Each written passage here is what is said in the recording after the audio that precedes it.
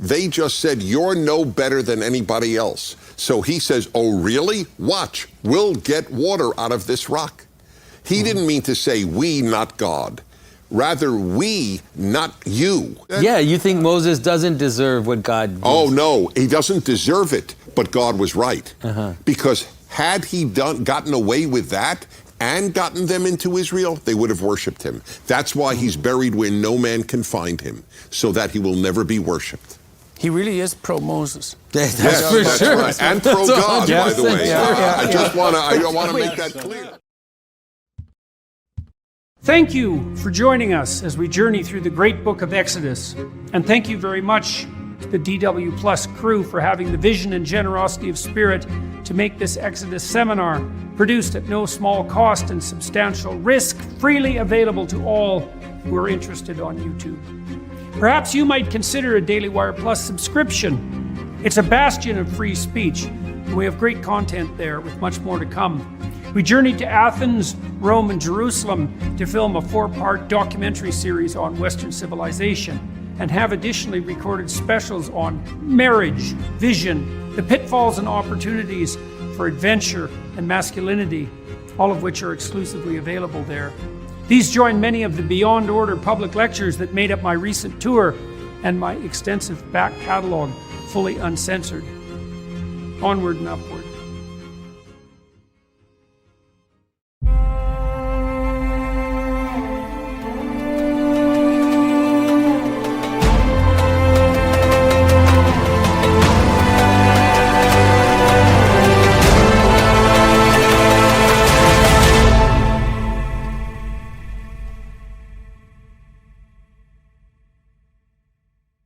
Hello, everyone.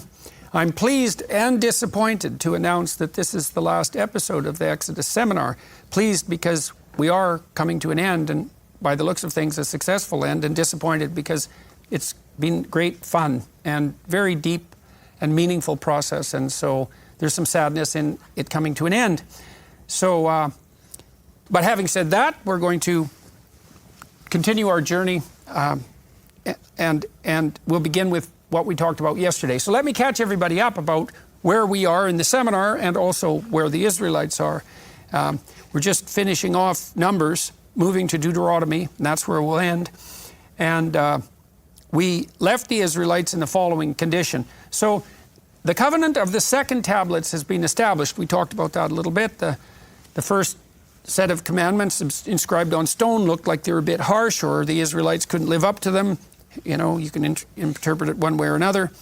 They were dashed, and the Israelites started to worship false idols. And the second covenant, or a new covenant, was reannounced with new tablets, perhaps a slightly less stringent set of requirements from the divine, and perhaps a bit more goodwill on the part of the Israelites.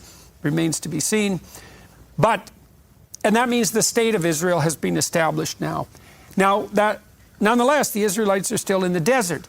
Now, they've established a state, and they kind of got themselves together, so they're not complete slaves anymore, and they've set up a subsidiary structure that actually serves their purposes quite well. But that doesn't mean they're satisfied, and the text indicates that they start to murmur, which means to complain resentfully, essentially, and also that they engender within themselves something like arbitrary lust. So they get kind of hyper-consumer. That's a good way of thinking about it. They get greedy and impulsive. And maybe that's one of the temptations that falls prey once a successful state is established. In any case, God isn't very happy with that, and he threatens them with annihilation once again, and Moses intercedes on their behalf, and we have a reestablishment of something like the principle of subsidiarity, and God agrees that he's going to abide by his covenant, even though the people have deviated. And then that's complicated by the fact that, remember now, the Israelites are moving out to the Promised Land, right? So that's the uniting vision. That's the vision that's giving them hope, literally, and uniting them and preserving them from anxiety. And they send scouts out to Canaan, spies from each of the tribes, and they come back, and there's some disagreement about whether or not this movement forward is actually a good idea. And some people say, yeah, the land is as rich as God promised, and other people say, yeah, but the people who are going to be set against us are much more powerful than we thought, and this is far too dangerous. And so now there's a fractionation of vision within the land. And that's basically where we're at. And God, as a consequence of the faithlessness of the people, essentially announces to them that the people who are alive now will not see the promised land, that they're going to be wandering in the desert for longer than they thought, and that's because they've lost this integrity of guiding vision and are questioning the covenant, and that's essentially where we left off. And Jonathan, you were going to comment about God's comments in... I mostly want to comment on structure in terms of literary structure, to notice what it is that's happening. And so if you look at the story in Genesis, from the fall to the flood, you have this fall from Edenic place. They go down the mountain. Because of the sins of Cain, they develop cities and civilization. That leads to monsters and giants, and then that leads to water, which is the flood and the end of the world. So that structure is a structure that is universal, right? You can think about it in terms of a story, in terms of time. You can think about it also in terms of a phenomenological description of how any identity sees themselves. And so the Greeks, they had the omphalos, right? They had the middle, they had the belly button of the world. And then they had strangers further and further from them. And the further you went, the stranger they were, until you got monsters and giants on the edge of the world. And then on the edge of that, you have the great ocean, which is like really the end of the world in that sense. Okay. So now what we've got is Israel basically wants to go and back to Eden, is the way to understand it. The promised land is an image of Eden. And so the structure of how they're going to go back to Eden will appear as backtracking the fall. And so they're coming up to the Jordan. There's a river. They have to do a river crossing, right? And when they finally do cross it, it'll really be even like the water's going to split. The Ark of the Covenant, like the Ark of Moses, is going to cross over the waters. And then what do you need on the other side? You need giants. It's like giants are there before you're able to get to Eden. So they're going to see giants, and then later they're going to defeat a first city, which is this image of the city, and that is how they kind of begin their entry into the promised land. So you can really see how beautifully structured the whole narrative is as they kind of go back. And this is something, this type of storytelling is there everywhere. If you look at Geoffrey of Monmouth, the first people that come to Britain, what do they have to do? They have to fight giants, and it's a universal mythological story of that which is, let's say, the world that was before us usually is made up of giants, and you have to conquer them in order to start up a new world. Whether it's like the Scandinavian Eddas have that same structure, the frost giants. It's just, I could go through all the myths. Those giants are you could think about them as the underlying principles of the state that is now going to be conquered. Because when you encounter a people, you just don't encounter their soldiers. You encounter the whole landscape of the ideas that animate them. And those are giants. And sometimes, I often think Rome died of indigestion and you could say, well, it consumed so many giants that they went to war in the stomach of Rome and then tore it apart, right? They couldn't digest the culture, because the culture isn't just the fragmented individuals that make it up. There's these gigantic principles operating behind the scene. And usually it's almost also the image of a remainder. It's not just the culture. It's like this culture that has become too heavy in its body, right? It's like an excess of body, you could say, a lack of head. That image you have of the giant that has a dwarf on his shoulders that's moving him around. That's the image. Like too much body, not enough mind left. And so it's, All right, so I thought we'll talk about Numbers 15. There's a bit of a reference here to the idea of the fringe, and that's very relevant. So do all of you remember that famous, I believe it was a New Yorker cover, which was the world view of a New Yorker? Yes. And so there's New York, and then there's some streets laid out, 52nd Street, and then you can see New York, and then there's New York State, and then after that there's flyover country, basically, and then, the land of the monsters. And it was a real iconic cover. And the reason for that is it has exactly this structure. And the reason that our systems of apprehension have this structure is because even our visual perception has this structure. You point your eyes with the highest resolution part of your eye. That's the fovea. And then the way the visual system is structured is that it's very intense and high resolution right at the center, but that takes a lot of brain power.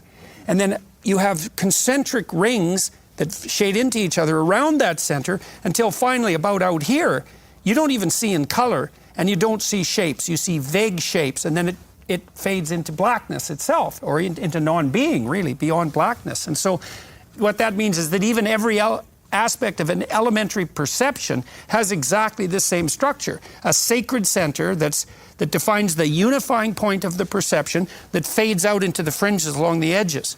And so that's why what Jonathan says, as described so beautifully at the mythological level, is recapitulated, as we've discussed already, at the political level and at the anthropological level. Ultimately, we have affections for what is closest to us, to our neighbours, and then there are these concentric circles of affection that just do get progressively weaker as you get to the outermost limits. We are finite in the loves and the affections and the loyalties that we can owe, and this is why at the sort of political level, it's the Burkean platoons and de Tocqueville's associations, that's where you need to start.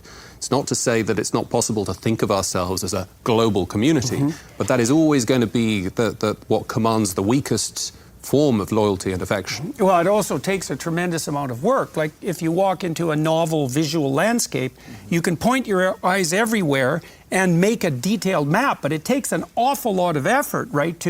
Because you might say, well, maybe the ultimate goal would be to shine as much light on the periphery as you can shine on the center. It's like, yeah, well, that might be the ultimate goal, but there's a hell of a lot of periphery and not that much center. That's right. And so it's a big technical problem. You know, imagine how much energy you'd have to love your enemy the same way you love your children. That's very, very difficult or the multitude for that matter. You know, that's an exhausting enterprise. There's a desire today to get rid of the concentric circles. I'll give you an example. I'd be shocked if any of you know of this example, but a few years ago, the producers of the Superman comic had Superman stand in front of the United Nations and announced that he was no longer an American citizen, but was a citizen of the world. Right. Well, yeah, the thing is, the reason that that's happening to some degree is people confuse compassionate inclusion with lack of differentiation, right? And I think it really is because we don't have a good sense in our culture of the necessity of a subsidiary structure. We don't have a good sense that it is Mount Sinai, in the terminology that you've been using in particular, Jonathan, to hold us together, right? We have no idea that a unity of purpose is a precondition even for an active visual perception. So we confuse this concentric structure with something like discrimination. And you can kind of understand that because outsiders are outside and there's a certain pain in that. But if you understand that if you blow out the concentric circles, the Mount Sinai, that all you're left with is either tyranny or chaos, then that's obviously not a very good solution. Well, I was going to say, the confusion is that equality, true equality in human dignity, equality before the law, is simply understood as sameness, a flat, undifferentiated homogeneity. The idea that there could be different functions, people with different talents, equal regardless of their particular differences, is one that's very difficult for the modern mind to grip. Right. Well, we stress the diversity, and without noting that for that diversity to exist in harmony, there has to be a variegated unity. Exactly. Absolutely. That's right. Yeah. It's the movement also into vagueness, right? There's such a constant alarm sounded for vagueness, right? And as we keep moving into the abstract, then that's where ideology can easily creep in, because you need to grab the vague. And so how do you grab the vague? Is you kind of ossify it into something ideological. But it's blurry and out of focus. Well, and so that would be the call. That would be the call to tyranny. That's part and parcel of the descent into chaos. Is you can't tolerate the descent into chaos and that vagueness. It doesn't work psychologically. And so even if your motive to demolish the concentric hierarchy is something like a vision of diversity, it will leave you in the desert, and there will be an unconscious call for something like a tyrannical unity. And that's partly why we get idol worship in this, emerging as a temptation.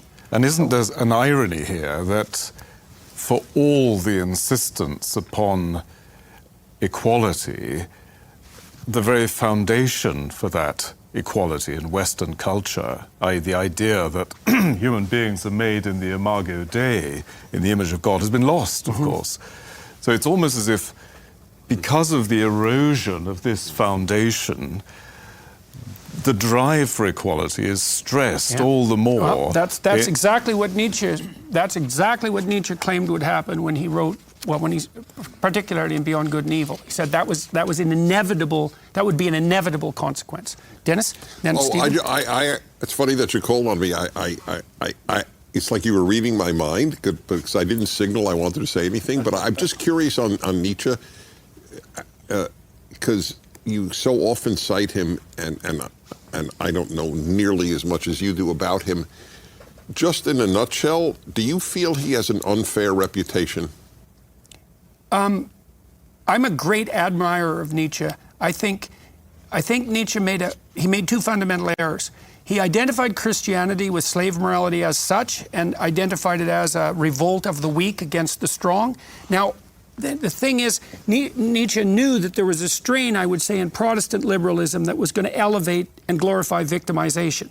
But he conflated that with Christianity itself. Now, it's complex because Nietzsche was a great admirer of the Old Testament, and he often appears as a great admirer of Christ.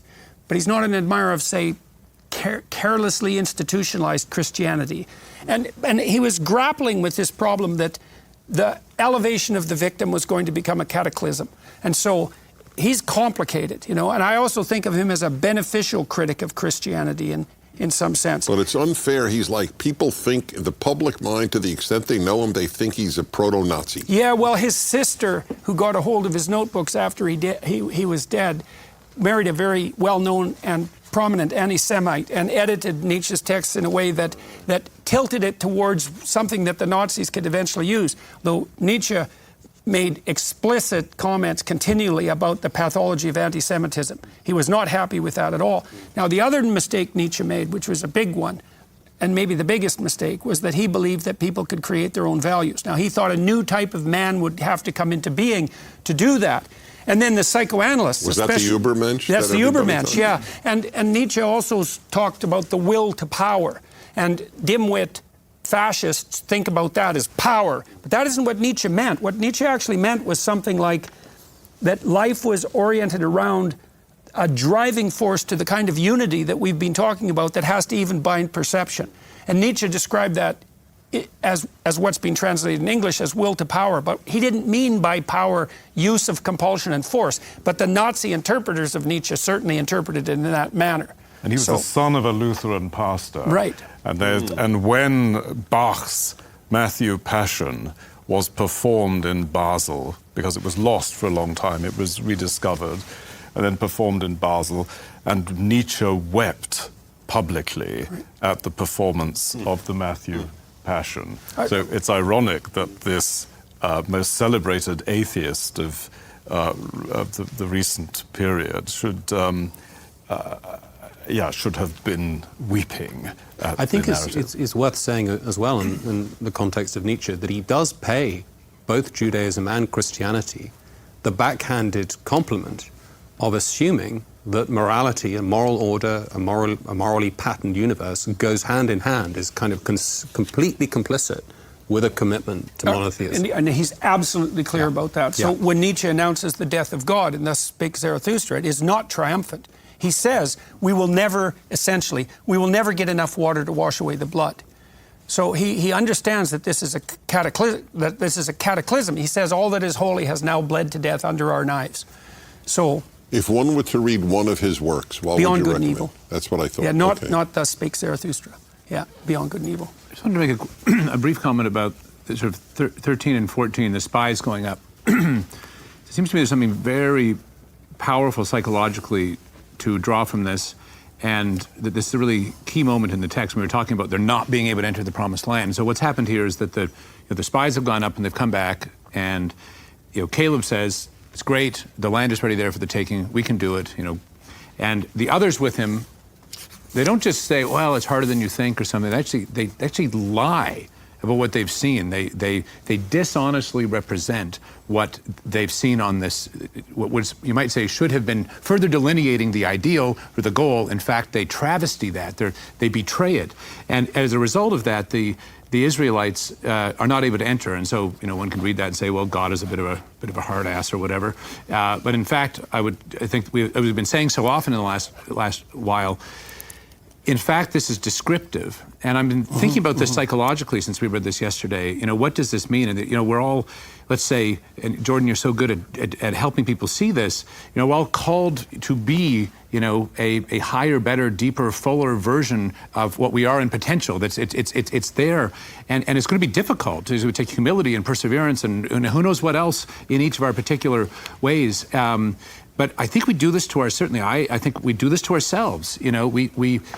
We see the difficulty of the way, and we get discouraged, and we tell ourselves, or there's a risk that we tell ourselves at least, that I'm not made for that's not what I should be. That's not what I can become. We self-servingly exaggerate the obstacles. Yes, and I think it's so important to listen to what are the voices you allow in your head. I mean, is it Caleb or is it the grumblers? Yeah. Because it makes all the difference of whether you are able to have your potential realized. And it seems to me that the dominant nihilism of our age is precisely that kind of grumbling, to take away, no, you're not made for anything, there is no higher sphere, period. And this is what comes out of that tradition we were just talking about now.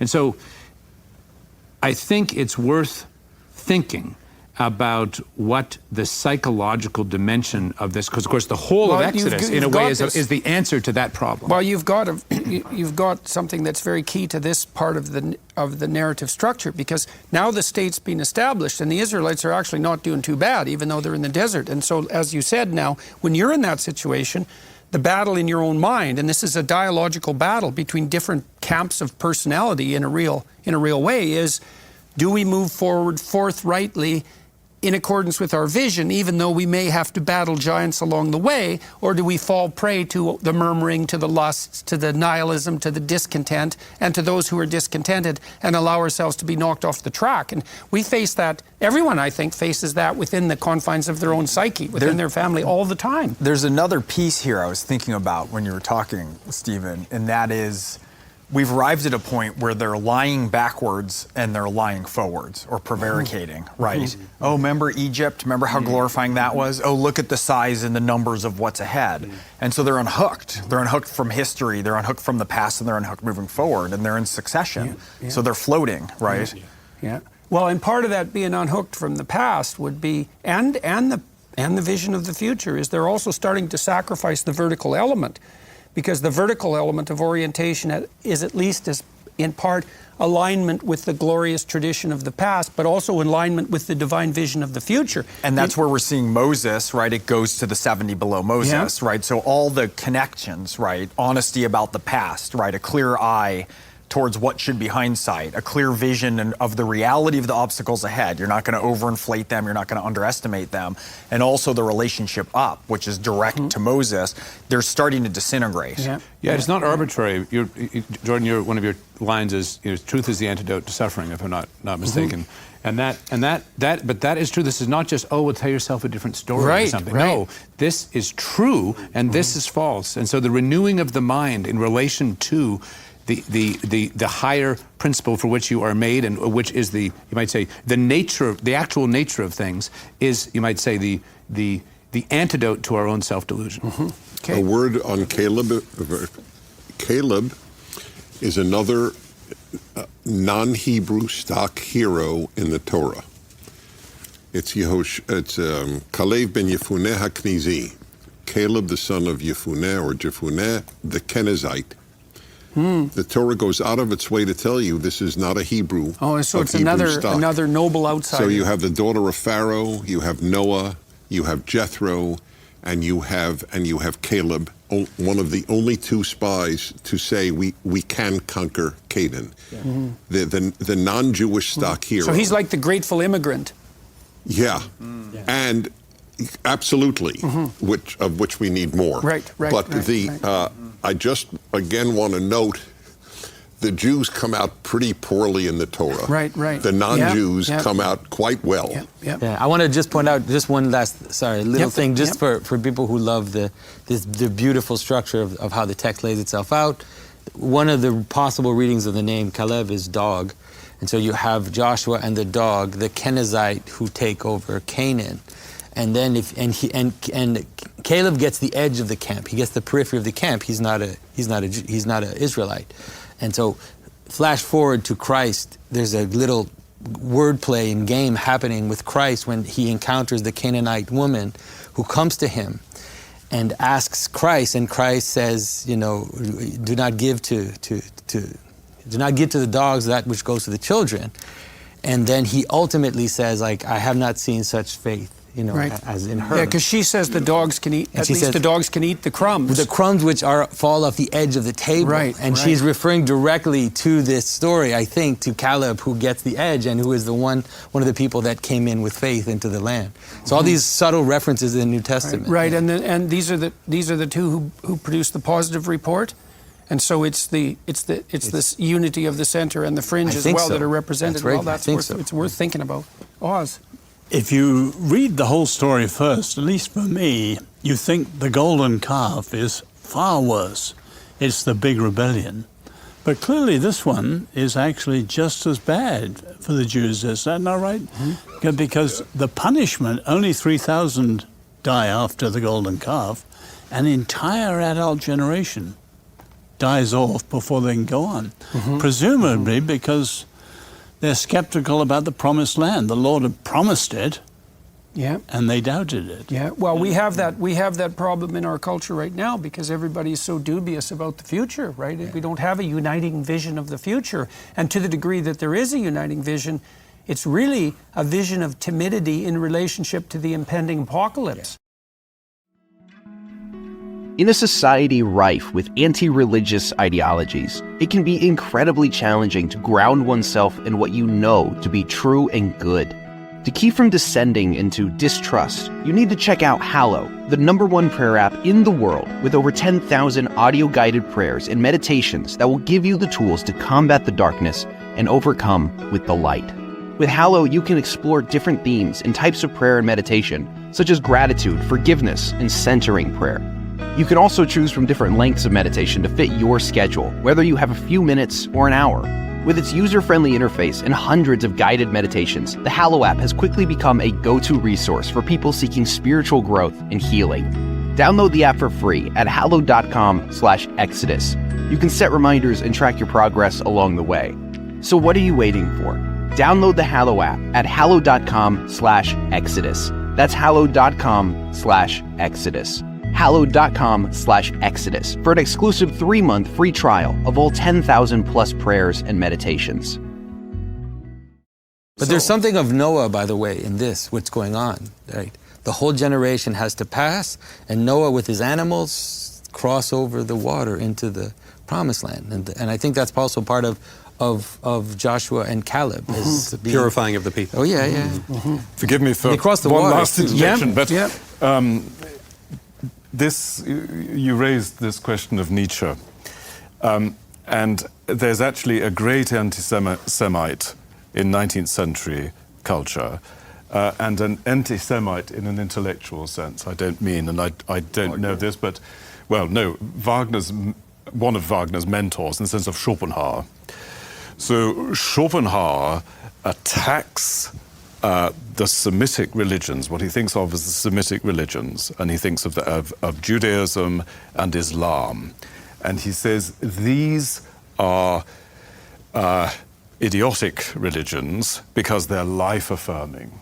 And he's been deeply influenced by what he takes to be Indian religion. I mean, it's rather an imperfect knowledge that he has given the period, but it's a sort of form of Buddhism, right? Mm-hmm. So he thinks the antidote to suffering is resignation, right. And the great mistake of both Judaism and Islam is thinking that the world is a good place because it is being created by a good God. Now, interestingly, Schopenhauer thinks that Christianity is a halfway house. He says he thinks there's an element of this bad Hebraic tradition in Christianity, but Christianity, fortunately, was influenced by something more Indian, a renunciatory tradition, monasticism and that sort of side. Now, in a way, Nietzsche's emphasis upon life affirmation is a critique of Schopenhauer. Right. And I think one of the questions I think that's interesting to think of here is what is the nature of this life-affirming dimension to the book of Exodus? This will come back Well, in and to Deuteronomy, Jewish of thinking course. in general, with Exactly. this emphasis on life more abundant. It's a very That's great. That pro-human was great. ethos. Choose right? life. We'll see this soon, won't we, in Deuteronomy? Yes, okay, so fringes, Numbers 15. This is an indication of how these narrative tropes play out in something more concrete. And the Lord, this is 15:37. And the Lord spake unto Moses, saying, Speak unto the children of Israel, and bid them that they make fringes in the borders of their garments throughout their generations, and that they put upon the fringe of the borders a riband of blue. And it shall be unto you for a fringe, that ye may look upon it, and remember all the commandments of the Lord, and do them, and that ye seek not after your own heart and your own eyes, after which you used to go a-warring. So that ye may remember and do all my commandments, and be holy unto your God. I am the Lord your God, which brought you out of the land of Egypt, to be your God. I am the Lord your God. And so, Jonathan, you want to make a closing comment for On now fringes? on the idea of fringes? Yeah. No, I think that it's very important. I think that the notion of fringes is probably one of the categories of existence that we should understand today. Because in some ways we are obsessed with it, but we don't completely understand what the function of the fringe is. And if we did, I think we could help to heal some of the issues that are happening. We tend to go into extremes like the chaos and order, and the fringe is actually space on the edge of the world for things to be left vague, right? It's that space on the edge of perception that we kind of accept that things are... It's not clear there. Exactly. It's the monsters hidden in the border. You see that, like we've talked about before, on the outside of churches, gargoyles, medieval manuscripts. They would have all kinds of irony and monsters and mixtures in the borders of the manuscript. So you'd actually have like the text of the gospel, and then in the border you'd have rabbits fighting knights and snails, all this kind of humor and chaos on the edge. A carnival. On And so there's also the corners of the field that should not be tilled is part of that, for the stranger, leaving room for the stranger in your land as well, not kind of cutting off your ethnic group completely. And there's a tradition, and I don't know, Dennis, if you know about this, but there's a tradition that the fringe, doesn't say this in the text, but that the fringe ultimately actually comes to be made for some groups in modern Judaism, or let's say medieval Judaism, out of linen and wool together. And so That's only the priest. Only the priest. And so the mixture that is forbidden in the text, That's right. It's forbidden. Yes. it's allowed on the fringe. Yeah. Right. Yeah, well, this is I think this is so interesting psychologically, because one of the problems of perception technically is, well, one concept has to be bordered by another. This is a problem that Derrida really tried to go after, because he was very concerned with the fringe. He thought the fringe should be brought to the center. That's why he thought that the Western phallogocentrism should be upended and reversed. He wanted to bring the margin and the fringe He to the center. understood how the fringe has a parasitic element if you're not careful, because ambiguity can devour categories if you let it rampant. And so the idea of keeping it on the fringe is to understand that there is ambiguity, but it has to be at the bottom of the mountain, you could say. Whereas Derrida, using oppositional thinking, if you think of, it's like black and white, and then you say, wait a minute, what's this gray? And then everybody starts to lose their mind because they thought everything was just black and white. So he used that in a way to expand the category of strangeness and the category of ambiguity to devour parasitically the categories. Well, he kind of thought, as far as I could tell, that the fact that there were monsters on the fringe meant that the category system was dangerously incomplete and also oppressive and patriarchal. So I don't think Derrida understood that dichotomy.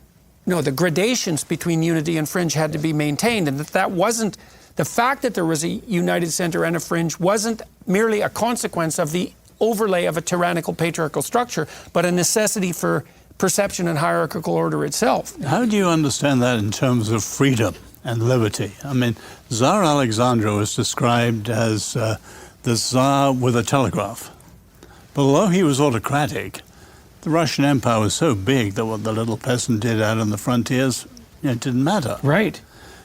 Xi Jinping is described as the same Tsar with a computer. Right. No, as today you can drive right to the edges with look, reason, technological Look, surveillance, part of the reason that cash is so valuable as a social phenomenon is that you can't keep track of it, yeah, right? It absolutely. allows fringe enterprises, and you say, well, that'll facilitate criminality. People make the same comment about Bitcoin, but it's like, well, yeah, if you get rid of all the criminals, you probably get rid of all the freedom too. So there has to be this necessity for things. It's like the cleft of the rock that in some ways the fringe has to be able to hide from the all-seeing gaze of the uniting principle, or there's no possibility for freedom. Greg? Well, for me, what's so interesting is, we think about conservatism and liberalism through the strain of Big Five, right? Degree of openness is a heavy correlation. High openness tends to be liberal. It's a somewhat fixed trait. So we know to some extent, whether you view that as evolutionarily determined or God-given,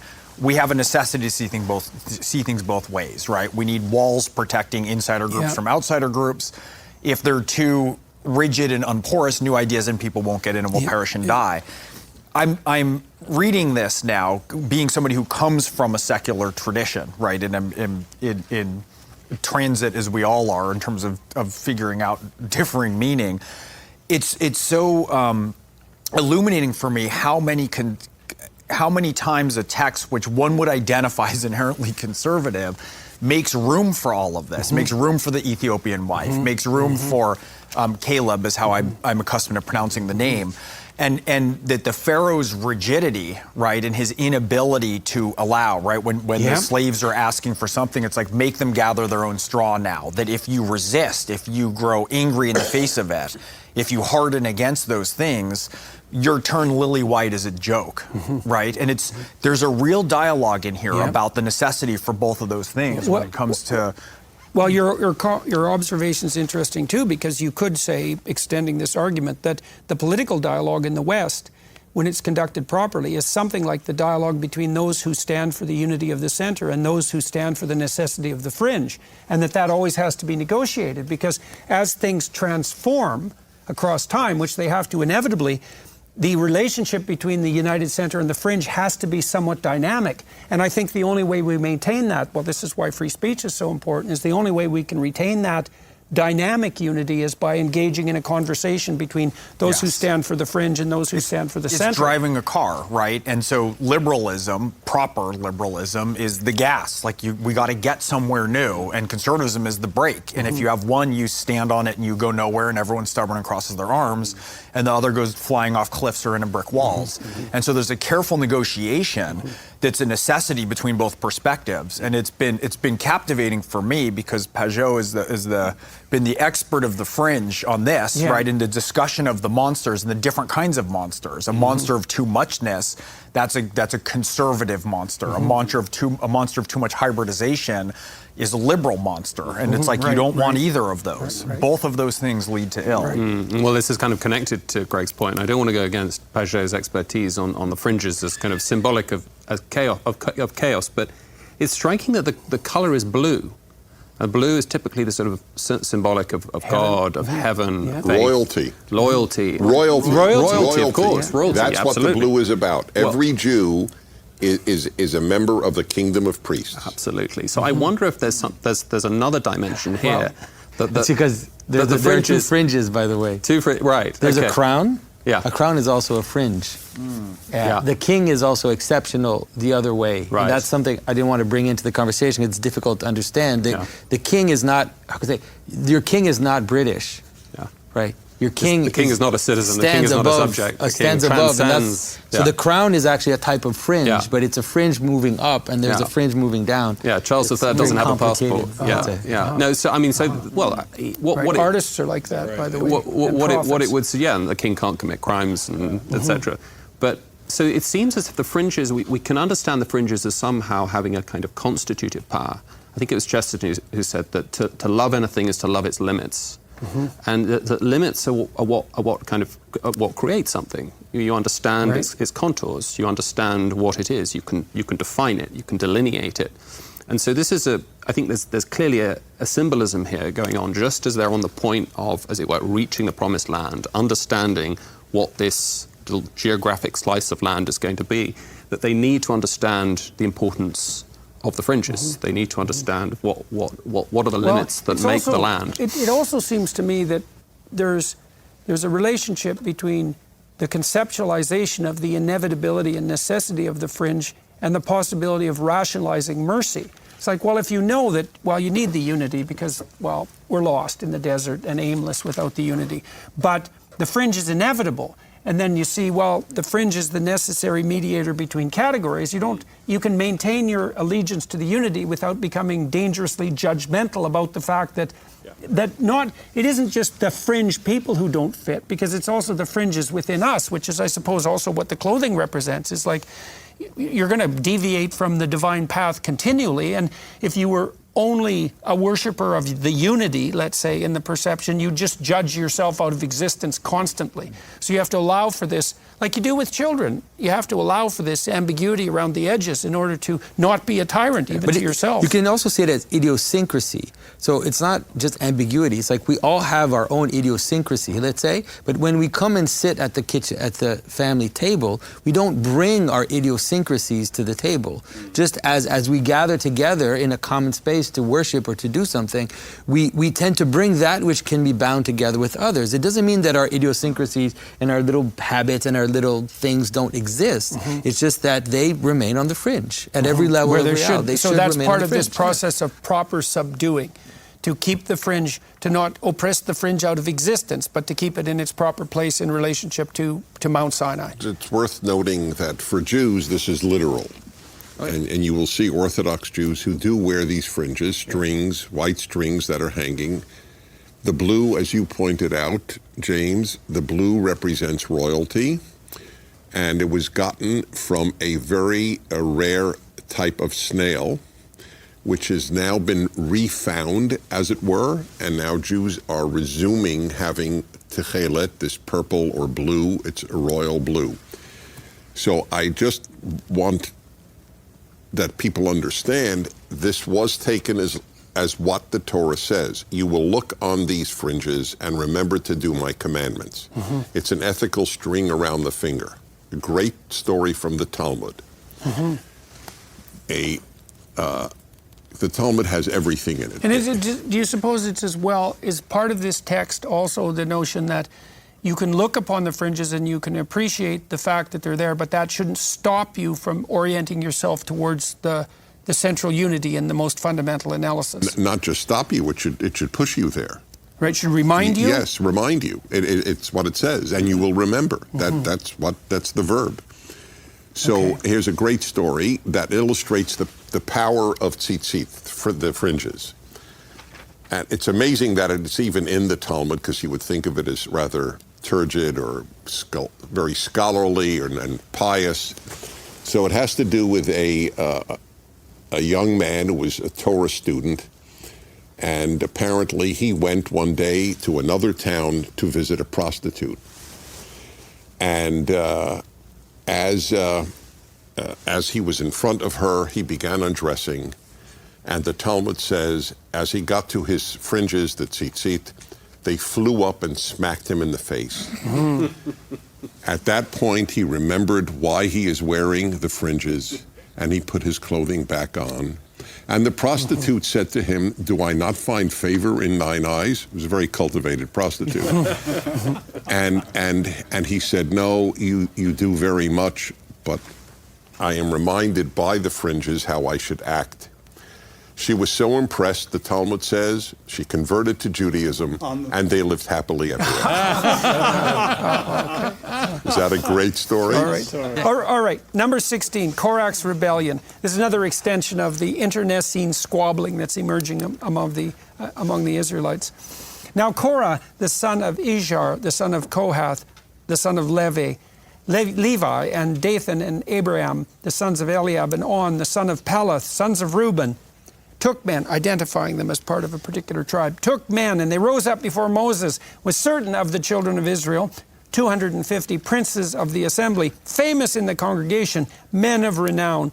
When they gathered themselves together against Moses and against Aaron, and said unto them, "You take too much upon you, seeing all the congregation are holy, every one of them, and the Lord is among them. Wherefore then lift ye up yourselves above the congregation of the Lord." And when Moses heard it, he fell upon his face. And he spake unto Korah and unto all his company, saying, "Even tomorrow the Lord will show who are his and who is holy, and will cause him to come near unto him. Even him whom he hath chosen will he cause to come near unto him. This do, take you censers, Korah and all his company, and put fire therein, and put incense in them before the Lord tomorrow. And it shall be that the man whom the Lord doth choose, he shall be holy. You take too much upon you, you sons of Levi." And Moses said unto Korah, "Hear, I pray you, ye sons of Levi, seemeth it but a small thing unto you that the God of Israel hath separated you from the congregation of Israel to bring you near to himself to do the service of the tabernacle of the Lord, and to stand before the congregation to minister unto them? And he hath brought thee near to him, and all thy brethren, the sons of Levi, with thee. And seek ye the priesthood also? For which cause both thou and all thy company are gathered together against the Lord. And what is Aaron, that ye murmur against him?" And Moses sent to call Dathan and Abiram, the sons of Eliab, which said, "We will not come up. Is it a small thing that thou hast brought us up out of a land that floweth with milk and honey, to kill us in the wilderness? Except thou make thyself altogether a prince over us. Moreover, thou hast not brought us into a land that floweth with milk and honey, or given us inheritance of fields and vineyards. Wilt thou put out the eyes of these men? We will not come up." And Moses was very wroth, and said unto the Lord, "Respect not thou their offering. I have not taken one ass from them, neither have I hurt one of them." And Moses said unto Korah, "Be thou and all thy company before the Lord, thou and they and Aaron, tomorrow, and take every man his censer, put incense in them, and bring you before the Lord of every man his censer, 250 censers. Thou also and Aaron, each of you his censer." And they took every man his censer, and put fire in them, and laid incense thereon, and stood in the door of the tabernacle of the congregation with Moses and Aaron. And Korah gathered all the congregation against them unto the door of the tabernacle of the congregation. And the glory of the Lord appeared unto all the congregation. And the Lord spake unto Moses and unto Aaron, saying, "Separate yourselves from among this congregation, that I may consume them in a moment." And they fell upon their faces and said, "O God, the God of the spirits of all flesh, shall one man sin? And wilt thou be wroth with all the congregation?" And the Lord spake unto Moses, saying, "Speak unto the congregation, saying, Get you up from about the tabernacle of Korah, Dathan, and Abiram." And Moses rose up and went unto Dathan and Abiram, and the elders of Israel followed him. And he spake unto the congregation, saying, "Depart, I pray you, from the tents of these wicked men, and touch nothing of theirs, lest you be consumed in all their sins." So they got up from the tabernacle of Korah, Dathan and Abiram, on every side, and Dathan and Abiram came out and stood in the doors of their tents, and their wives and their sons and their little children. And Moses said, "Hereby you shall know that the Lord hath sent me to do all these works, for I have not done them of my own mind. If these men die the common death of all men, or if they be visited after the visitation of all men, then the Lord hath not sent me. But if the Lord make a new thing, and the earth open up her mouth and swallow them up, with all that appertaineth unto them, and they go down quick into the pit, then you shall understand that these men have provoked the Lord." And it came to pass, as he had made an end of speaking all these words, that the ground clave asunder that was under them, and the earth opened her mouth and swallowed them up, and their houses, and all the men that appertained unto Korah, and all their goods. They and all that appertained to them went down alive into the pit, and the earth closed upon them, and they perished from among the congregation. And all Israel that were round about them fled at the cry of them, for they said, "Lest the earth swallow us up also." And there came out a fire from the Lord, and consumed the 250 men that offered incense. Well, so at the beginning of this story, the rebels claim the same divine relationship that Moses claims, and they say, why do you put yourself above us? We're all equal in the most fundamental sense, and you're not leading us anywhere good, not like Egypt, the land of milk and honey that we left. And so there's this internal rebellion, but there's an element of, it sort of starts off the rebellion with kind of an element of, I would say, prideful assumption, right? It's prideful assumption of self-proclaimed divinity. That the self-proclaimed is the important part. And so this, I think most people, if they pay attention to it in their lives, they will completely understand this text. Because on the one hand, we have this idea of equality, and we have this idea, it's even in American Christianity, this idea of everybody's equal, everybody's, but if you think about the manner in which any type of authority you know works, you will realize that authority can never be self-proclaimed. A policeman cannot self-proclaim himself a policeman. A judge cannot self-proclaim himself a judge. They have to receive their authority from above, and the legitimacy, the manner in which that legitimacy happens can vary, but they have to receive their legitimacy from the past, from the person before them, from something above. That has to be the case, or else you end up, if you self-name, then you end up in a world of tyrants and of chaos. Well, fire from heaven and the earth the opening up of the that's earth, right? exactly, So the earth collapses and heaven descends in fire if you self-proclaim your authority. To paraphrase well, that seems exactly our friend right. Oz, Korach is the French Revolution and the Russian Revolution, and Sinai is the American Revolution. This is it. This is how old we know of the notion that, hey, there's nobody better than anybody else. Everybody has the same equality, which is phony. I mean, you know, Comrade Stalin, right? Yeah, they didn't right. call him president or first secretary. They comrade, like we're all just comrades. Except, But Some are more comrade than and the others. same from the French Revolution, as your brilliant book points out. I want to advertise your book. It's so important. We're all brothers. This is the what? We're all brothers. Right. Yes, that's right. We're all whatever that's right. Whatever the term. So this Out of that radical egalitarianism necessarily springs an tyranny. Implicit tyranny. Exactly. I think it's not merely the self-proclamation. I mean, it's true that they are chosen, just as Aaron and Miriam, right? I mean, that's the difference between Aaron, Miriam, and Moses. And same here, at some level, it's not just that I'm proclaiming myself. It's that I am, as it were, acting as though that which I am given, I created myself. And so there's a sense in which there's a more profound betrayal of, that's why gratitude is the remedy to this, right? Because it's an inversion of gratitude. It's a focus on myself. And this, the irony of Aaron and Miriam, which I think is quite parallel to this. The irony is that they're saying that what God has given them as if it is something they have done for themselves. And whereas Moses, who is the meekest man on the earth, is precisely defined by his doesn't want to radical proclaim sense that. of reception to what he knows. And that's why here, when this happens again, he falls on his face because he sees the calamity of what they are doing. Two quick observations. One, Moses was slightly undone by wearing a T-shirt that said "meekest man on earth" all the time, so it was somewhat problematic.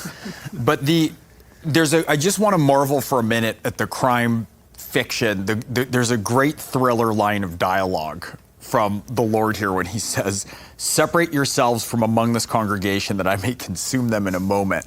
It's so chilling, right? And the delivery that he's saying in front of everybody else, it's such a horrifyingly beautiful piece of dialogue in terms of generating that sort of, the kind of thrill that he's speaking about them in the third person in front of them, and the kind of horror that runs through them that anticipates what's coming.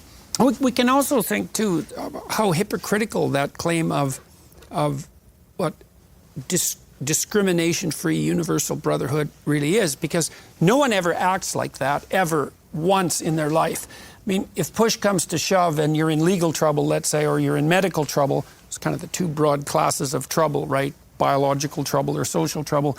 you're going to try to find the best lawyer. You're going to make the assumption that there's a hierarchy of competence, and even when you're trying to protect yourself, you're going to go for the person highest up in that authority chain that you can possibly find or afford.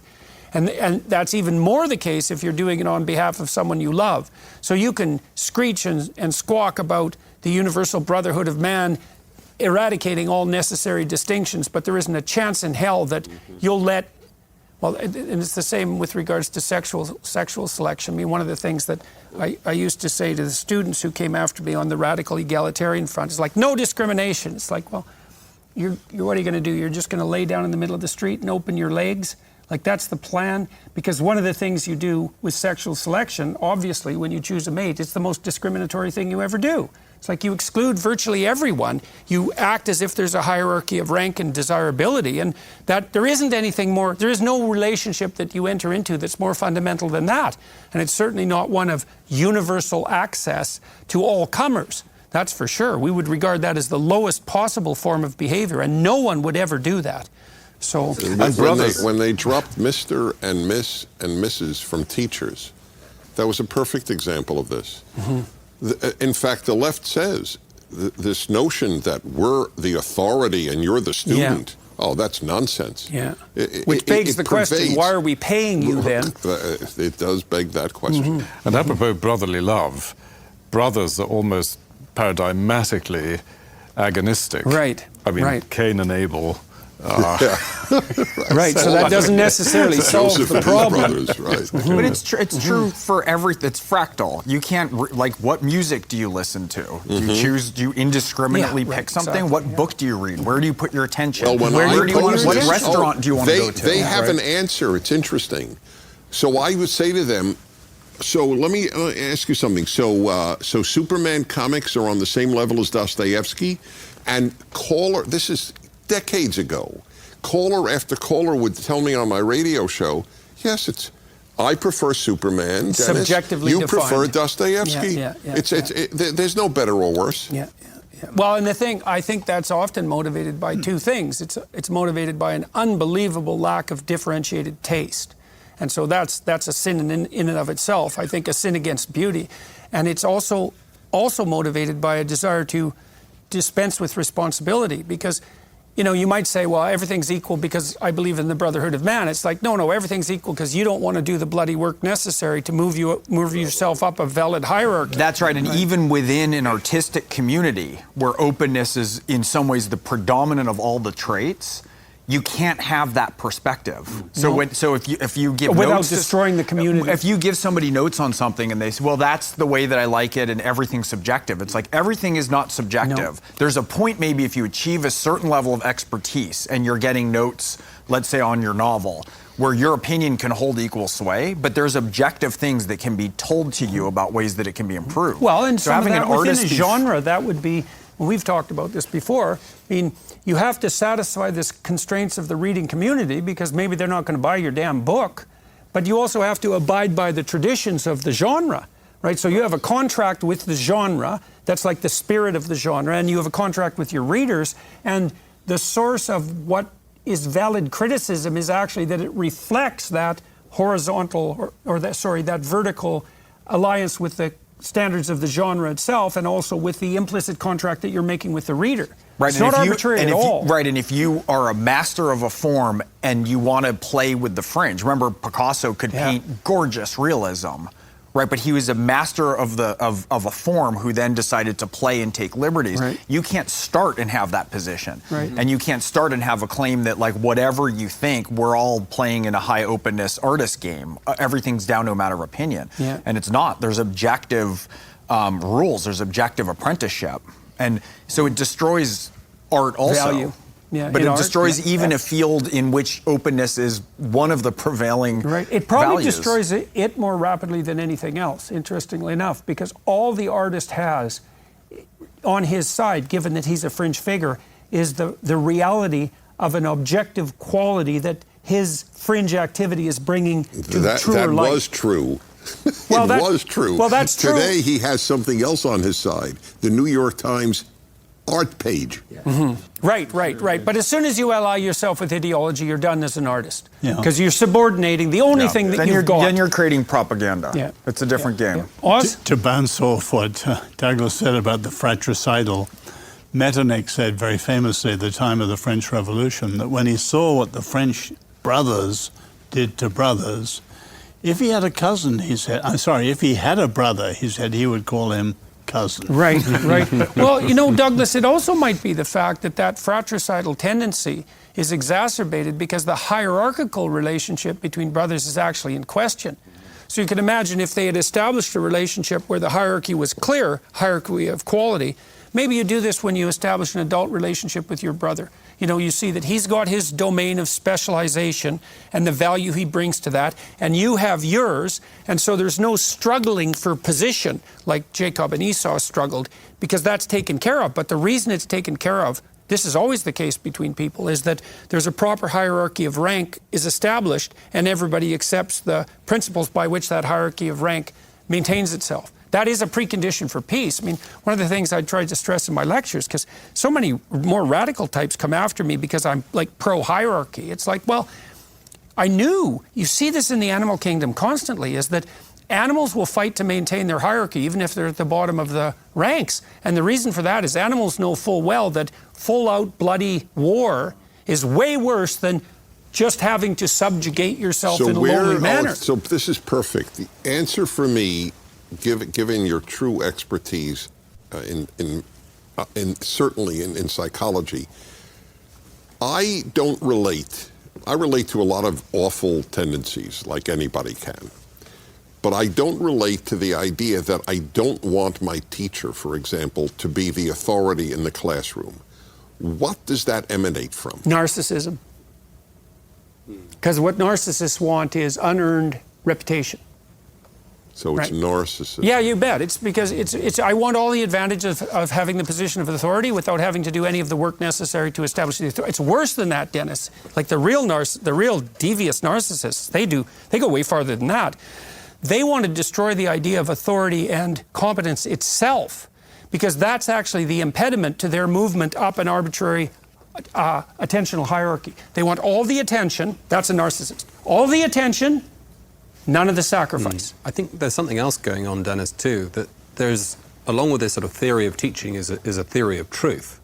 So as I understand it, this sort of revolution in the philosophy of education that shifts from thinking of the teacher as a sort of figure of authority in the center of the classroom and more like a kind of midwife facilitating ideas and thoughts out of the young is built on this idea that basically truth is subjective, or at least there isn't a capital... So how can there be an authority? There's no capital T truth, there's no capital T teacher. Question. Sorry. No, go ahead. So you say narcissism, right? So what do you do when that is a condition that's cultivated by the culture and people are young and they're occupying that space? Fall into the pit and the earth slams shut. But how do you engage? How do you engage then generationally? Let's say there's a lot of young people who they're not narcissists, but their skin is so fragile. Okay, so one of the things, has been role models. This has happened time and time again in my public lectures. It's part of what has made them popular. Is that I ask the young people, let's say the audience, it's like, are you in the Garden of Eden? No, we're suffering like mad. It's like, yeah, you're suffering like mad. Okay, so what are the genuine antidotes to that suffering? Think about it. Where do you derive the antidote? Well, imagine this. You establish a credible relationship with your intimate partner. You take responsibility for that relationship. And maybe you take responsibility for the relationship with your siblings, and maybe you take responsibility for the relationship with your business partners. And what you find is the meaning you need is to be found in responsibility. That's the antithesis of narcissism. And it's this, I think one of the things that I've cottoned on to, let's say, is the power of the strange power of this juxtaposition. Because the fringe spokesman would say responsibility is like mandatory responsibility is tyranny. And there's something in that. If I force you to do something, even if it's a good thing, the force eradicates its utility. But what the people who only stand, especially if they're narcissistic, for the fringe don't understand is that almost all the meaning that people find in their life, the true meaning, is derived from the voluntary willingness to bear responsibility. And my sense is, it's so interesting to watch this because this happens in virtually every lecture that I do. There's a moment where I talk about the nexus between meaning and responsibility, and without fail, in hundreds of theaters around the world, that brings the audience to dead silence, always. And it's like a little revelation, and I think, well, why is that a revelation? And I think the answer is, no one's made that case in our society in a compelling way for 60 years. It's like, where's the meaning? In self-actualization, in creative pursuit, in the freedom of the desert. It's like, well, maybe if you're in a tyranny, that's the case. Stepping into your own power. Yeah, but I think right, that or that. But you say to people, no, it's actually the voluntary adoption of responsibility, and they go, that's covenantal because it's that's covenantal. It must be freely entered. And it's to be found in relationship, right? But you can see it like what Stephen Blackwood is doing at Ralston. It's, it's wild because we have this sense where we've been told that you have to entertain everybody. Everybody has to be comfortable. Everybody has to have everything the way that they need it, so that they're fine. And Ralston is saying, we're going to do something. You're going to suffer. It's going to be extremely hard. We're going to give our 100%. We're going to give everything we've got for you, and you have to give everything you've got back. And then they can't deal with the amount of people. And people are so thrilled when they have that opportunity. I mean, I went to Greece to see the new class, and the students there, who were very carefully selected, were so thrilled to be there they could hardly even stand it. And it was because they were being offered, well, at least in part, the adventure of their life. And they were working, man. They were working like flat out all day. It was very difficult. Taken out of their land like Abraham, moved to a foreign land, like offered this adventure. And they were just absolutely thrilled about it. The Germans have a wonderful adage, wer fordert, fördert. And that translated means whosoever makes a demand, so to fordern is to make a demand, fördert is literally furthers, i.e. the teacher who is really exerting, who is demanding something from the pupil, that is the teacher who is really stimulating and encouraging, transforming the pupil in the good way. Absolutely. And God, I saw this all the time when I was an undergraduate teacher, because the students would come in with a veneer of cynicism. And the veneer had been well cultivated by 13 years of sitting in a desk being lectured to by, bureaucrats. And so they had this surface cynicism. And it was easy to bounce off that, but it was easy to get underneath it. And the way you got underneath it was straightforward. Well, you know this, Douglas, is that you get underneath it by offering them the opportunity for a genuine intellectual adventure and a genuine sacrifice. It's no, you don't understand. There's something you really need here. You really need this, but you're going to have to do the damn work to get it.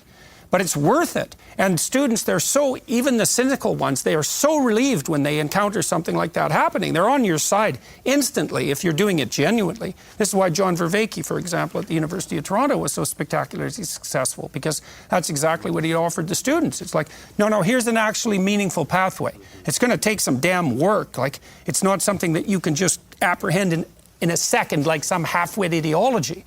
You're going to have to transform yourself to manage it. But students are so thrilled when that happens. It's one of the great things about being an undergraduate teacher. Yeah, no, I couldn't agree more. Yeah. All right, so Numbers 20. Moses strikes the rock, and Aaron dies. Numbers 21. Then came the children of Israel, even the whole congregation, into the desert of Zin. Wait, are we doing any more on the striking of the rock? It's coming up right now. Read it now. Right now. Then came the children of Israel, even the whole congregation, into the desert of Zin in the first month, and the people abode in Kadesh. And Miriam died there and was buried there. And there was no water for the congregation. And they gathered themselves together against Moses and against Aaron. And the people chode with Moses and spake, saying, Would God that we had died when our brethren died before the Lord. And why have you brought the congregation of the Lord into this wilderness, that we and our cattle should die there? And wherefore have you made us to come out of Egypt, to bring us into this evil place? It is no place of seed or figs or vines or of pomegranates, neither is there any water to drink. And Moses and Aaron went from the presence of the assembly unto the door of the tabernacle, and they fell upon their faces, and the glory of the Lord appeared to them. And the Lord spake unto Moses, saying, Take the rod, and gather thou the assembly together, thou and Aaron thy brother, and speak ye unto the rock before their eyes, and it shall give forth his water. And thou shalt bring forth to them water out of the rock. And thou shalt give the congregation and their beasts drink. So Moses can extract water from even a rock with his voice, the voice of God. Moses took the rod from before the Lord as he commanded him. And Moses and Aaron gathered the congregation together before the rock, and he said unto them, Hear now, ye rebels, must we fetch you water out of this rock? And Moses lifted up his hand, and with his rod he smote the rock twice. And the water came out abundantly, and the congregation drank, and their beasts. And the Lord spake unto Moses and Aaron, Because you believed me not, to sanctify me in the eyes of the children of Israel, therefore you shall not bring this congregation into the land which I have given them. Okay, so what's happening here? Well, I'll just reiterate it very briefly. So the people are all squawky again because they're whining away and they're pining for Egypt, and they're complaining that they haven't got what they want this second, and so they're murmuring away. And God and Aaron, or Moses and Aaron, go to the congregation. They fall on their faces again, so that's an act of humility. God appears to Moses and says, Tell the rocks, speak to the rocks, use your voice, use your words, and the rock will, and water will spring forth out of the rock. Moses is a master of water. But that isn't what Moses does. He gathers the whole congregation together, and he uses this rod, that's his staff, right? And he whacks the rock, and water does come out, but that isn't what God told him to do. And anyways, it ends with the Lord, this section, the Lord saying to Moses and Aaron, Because you believed me not to sanctify me in the eyes of the children of Israel, therefore you shall not bring the congregation into the land which I have given them. Now, I talked to Jonathan about this a bit, and we can start with this, that like the rod of Moses is something like his authority, his staff, right? And he, by striking the rock, it's as if he forces it to reveal water instead of using his words, and that's more emblematic of something like, well, God enjoined him to use his words and not force to bring water out of the rock, and Moses uses force. That's one reading of this, and so it's like people who use truth as a hammer.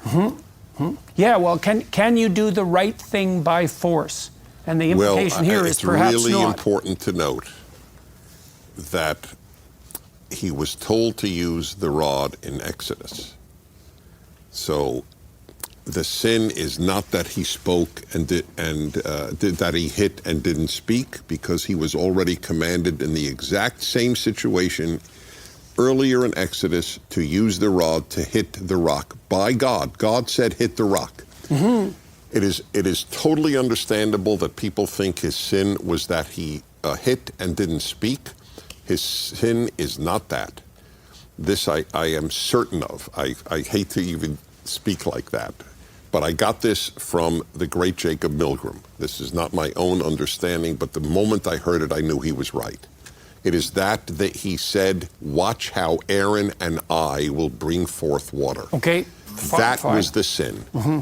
Not God, us. Yeah, must we fetch water out of the rock? Yes, that's what the sin was. But couldn't it be also that the image of hitting the rock, it's almost an image of the fact that he thinks he's going to do it himself, because he is. But he did it in Exodus. Right, but maybe that was the right. Like, there is a time to use authority, and they're a lot more lost in the first part of that. Like, so I appreciate the additional transformation, the idea that he's taking that authority onto himself. That's a very bad idea, and it's no wonder that's a big sin. And that's why he's not allowed into Israel, because God understood. But now he is saying he is godlike. They will worship him if he gets them into Israel. But Dennis, do you think the idea that he's hitting the rock with his staff is actually kind of hammering that point home?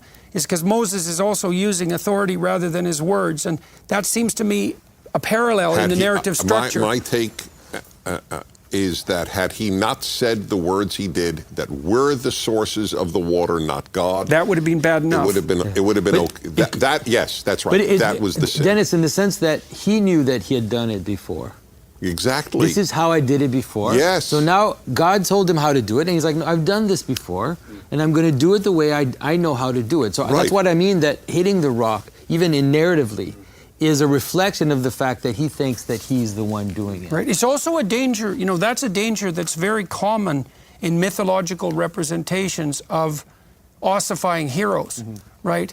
And it's this idea that, to be the redeeming hero means to exist on the edge of chaos and order. It's a very tight edge, and the problem is that as you get older as an authority figure and you've done all sorts of things in the past, there is this temptation to assume that you can just replicate what you've already done. And so there seems to be an echo of that. Or shorthand it. Just believe me, because I said so. Just trust me I've done time. this before. But I have a question, because there's a terrifying notion that's baked into this, and I'm curious what your take on.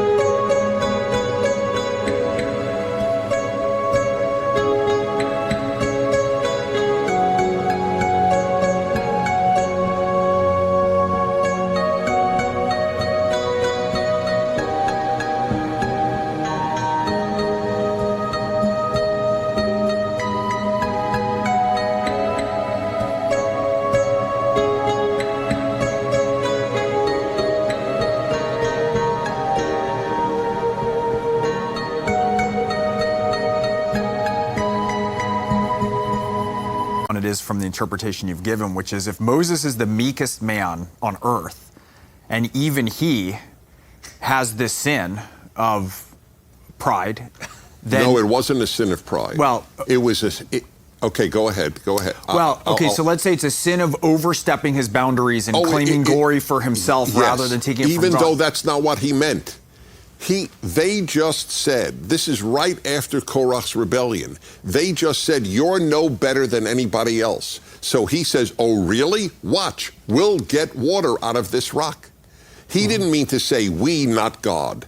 Rather, we, not you.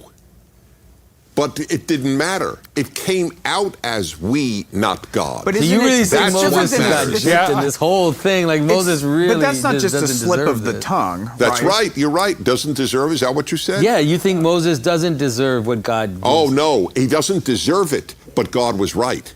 Because had he gotten away with that and gotten them into Israel, they would have worshipped him. That's why he's buried where no man can find him, so that he will never be worshipped. He really is pro-Moses. That's Yes, for that's sure. right. And pro-God, by the way. I just want to make that clear. Dennis, Yeah. to be clear though, so you're saying it literally was a slip of the tongue? Yes. But an understandable one in light of what they had just said. Oh, you're no better than, oh, really? No So you better? don't think- Watch, we'll get water out. So there's nothing about his claim, because Jonathan's interpretation is a little bit that he's bringing the glory to himself, right? And He so that's is, but it wasn't the But yes, he is, you say but he not, didn't mean to. not So your vis-a-vis point is- God, vis-a-vis them. Yeah, but Your point is, even if he does it inadvertently, That's it's correct. it's so egregious an error that he doesn't get to be. Right. So here's Prager's theory on life. God does not punish us in this life for bad things. He punishes us for foolish things. Oh. The bad is punished in the next world. The foolish is But I punished think that in this world. if you take the biblical That's the way narrative, life works for most of us. The Hitlers of the world don't get punished in this world. But we at this table, we get punished for foolish things because we're not an evil group. I mean, that's fair to say. So far. But if you take the narrative of Scripture itself, like if you take the whole narrative of Scripture from Genesis all through, there's a sense in which God gives us something. And as soon as we grab it for ourselves, that's the sin. That's the sin. That's the sin in the garden, right? There's this tradition that God was ultimately going to give Adam and Eve the fruit if they had just waited to receive it from God. But because they take it for themselves, that's what makes it the sin. So Moses, the same. It's like God the whole time is saying crazy things to Moses. He's like, you'll be God to Aaron, I'll be God to you. Like, that's some pretty intense things to tell someone. But then as soon as Moses grabs it for himself and he forgets where it comes from, then it falls. It's the same with the calf, right? There's nothing wrong with a golden calf in itself, right? right? There'll be bronze calves, bulls in the temple. It's the direction. Where if you try to grab it for itself, as soon as you do that, then it dissolves like Aaron's in your sons, hands. we right? saw in the last episode, just like Aaron's sons. Yeah, in just the like Aaron's Leviticus sons, 10. exactly. Yeah. I don't know. I see it as like a Expressing general their own narrative. will. That's why No, that's a nice I have thing. to see it. By that the way, yeah. I have another theory too on why did he hit it twice. So now I'm bailing God out. So my theory on why he hit it, this is not Milgram, so I don't want to blame him for this. He hits it for the first time, nothing happens. I think that was God's way of saying, Moses, you hit it and nothing happened. Maybe you did something wrong. Right. So there's a bit of a doubling down. A bit of a giving him a second chance. No, but on Moses' part. Oh, he does yes, it twice. that's right, yes. All right. So let's do Numbers 20, 13 to 24. Oh, in Numbers 20, 13 to 24, we just finished 12, Edom refuses to let Israel pass. And so, Jonathan, you had a bit of a comment about Well, that. I just wanted to mention the importance of understanding how Edom and Moab will play a large part of the problems that they have in the wilderness. And we always have to remember that Edom is Esau. Edom is the descendants of Esau. And so it's as if in the problem of not entering into the promised land the way they were supposed to, they fall back into this brotherly conflict that they had with Esau. And then the sin of Moab, or let's say the confusion of Moab, which is Moab are the descendants of Lot and his daughters, is going to plague them in their wilderness. So it's as if like the sins of Genesis or the problems of Genesis, now that they are not moving towards the promised land, are going to reappear for them in this through the peoples that descend from them. And it's the same with like the Anakim that we talked about before. It's like now they're in the wilderness and like they're going to face giants. Like all of Genesis is brought back into Exodus. We have to see them as functioning together. I really think so. So that emergence, so let's call that generational trauma, right? Yeah, Is the term. And their loss of their moral connection with their past to render it properly has now brought the sins of the past through the lineage. That's a good way to see it, yeah. I think so. Okay. All right, so the Israelites are trying to move forward, and Edom refuses to let them pass, and we pick it up here. And this is Numbers 20:24. Aaron shall be gathered unto his people. And this is the death of Aaron. For he shall not enter into the land which I have given unto the children of Israel, because you rebelled against my word at the water of Meribah. Take Aaron and Eleazar his son, and bring them up unto Mount Hor, and strip Aaron of his garments, and put them upon Eleazar his son. And Aaron shall be gathered unto his people, and shall die there. And Moses did as the Lord commanded, and they went up into Mount Hor in the sight of all the congregation. And Moses stripped Aaron of his garments. So he's stripping him of his role as mediator between Moses and the people, and put them upon his son. And Aaron died at the top of the mount. And Moses and Eleazar came down from the mount. And when all the congregation saw that Aaron was dead, they mourned for 30 days, even all the house of Israel. Pretty damn rough, Because Aaron has been, he's been useful. And, you compare yourself to him at your peril. And yet this sin that we just described seems to be so egregious that not only does he die, but he's really publicly humiliated, stripped of his garments in front of the whole community. All of that's given to his son, and then he dies. That's pretty damn miserable. And so whatever's happening when Moses strikes the rock, we've had a bit of a kerfuffle about it, let's say, although we seem to have agreed that it has something to do with Moses and Aaron's incaution in taking to themselves what is properly God's. That's enough of a sin here that Aaron, who's been a pretty good servant of God, meets a rough end. But you have to take it a harsh way like that? I've always read it that he was getting on anyway. And he wasn't going to, the punishment is not going to enter the promised land. But you think he's gathered into God's bosom nonetheless? This is a way of succession from father to son. I've always taken it. But if you look at verse 24, he says, Aaron won't get to enter the land because you rebelled against my word That's at the water of punishment, Meribah. Nor does Moses. Yeah. So The then fact that would you Moses say that it's strips him- descriptive then rather than normative? Yeah. Is that this is just I mean, it suggests Dennis is onto something because Aaron is not the one he bears the consequences of something. It's not the striking of the rock, or it's the claim that it says the we. source. That's right, yeah. So I'm beginning to side with Dennis here a little Moses bit. makes the claim, not Aaron. No, they So- both make the it says. But But Moses, he's made it on both of their names, though. right? But Aaron, we don't know if Aaron was like elbowing him, being like, "Yo, Moses, like." By the do way, your I own think thing. Oz's thing, that's fascinating. And you could really read it as humiliated or as, look, your son is taking your mantle.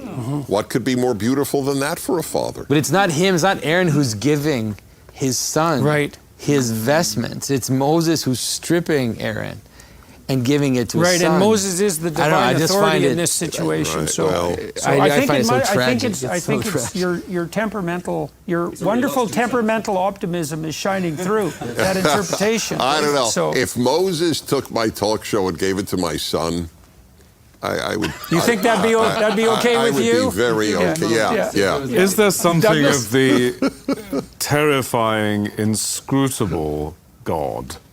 I mean, I'm just throwing this out here as a question for the others here, because we've emphasized the goodness of God throughout our reading, and I think we've wanted to engage in some kind of justification for divine action in the narrative.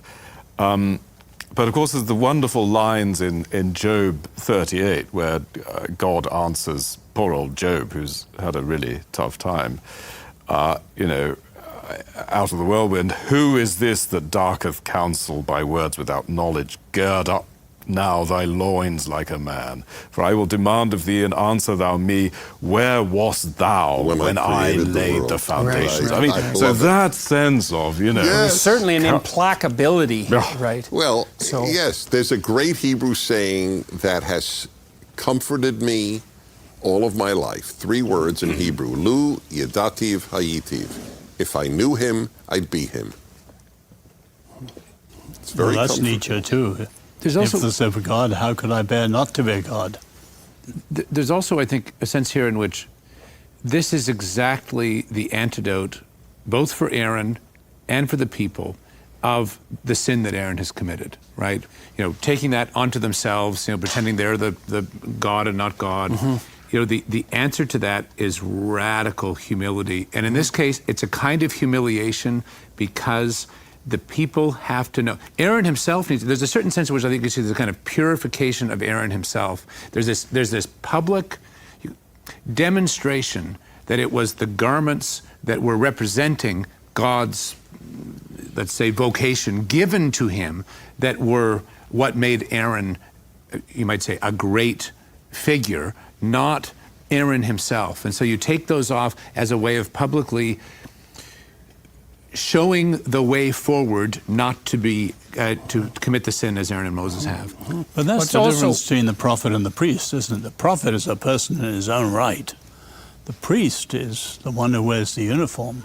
Well, also, this is true. I mean, in our lives, Hence the uniform. Yeah, hence the uniform. you start drinking your own Kool-Aid thinking, oh, look at me, I do all this, and I've got this, and I've got these gifts and these talents Yep. and these achievements, and right. watch out. You right? confuse yourself You with your confuse role. yourself, and that your pride comes before a fall in a profound way. Yeah. And I think the antidote to that, both moment to moment, and in radical ways when we need it ourselves, as we all do, is precisely that's why Christians keep Lent and Jews have their ascetic holidays and other traditions have them, because you need repetitively, you might say ritualistically, to return yourself to the base dependence on what is beyond Well, you. we also note that many times in the text when the people depart from God's pathway, he forgives them. And things continue, the covenant is modified. But there's here a radical transformation, is that whatever Aaron did is so egregious that he can't transform his way out of it. He actually has to be replaced. Not only replaced, but replaced. He has to be replaced and he has to die. And so that's a pointer again to the importance of whatever is happening when Moses strikes the rock with the staff. There's no way out of this for Aaron except to move his authority to a new person and to depart. But there's two bad things here. He doesn't get to the promised land, and he dies. Right. The text says the first is a punishment. Doesn't say the second is. You're all interpreting it rather harshly. I think the second is much more. He's an older brother. We don't know how much older he was. I don't think the second is necessarily. His death is not capital punishment, to put it bluntly. I wouldn't have interpreted it as capital punishment, but it doesn't seem to me to be. We need a the new sort of priest. death. If there's a hereditary principle in the selection of the priesthood, you've got to die for your son to take over. Any closing comments on this, Jonathan? Anyone else? All right. Well, we're going to go to Numbers 21, and that ends Numbers for us. This is a killer story, to say the least. It's one of the strangest and deepest stories that I've been privy to stumble over in this text, let's say.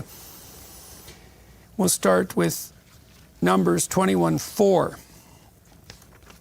And they journeyed from Mount Hor by way of the Red Sea to compass the land of Edom.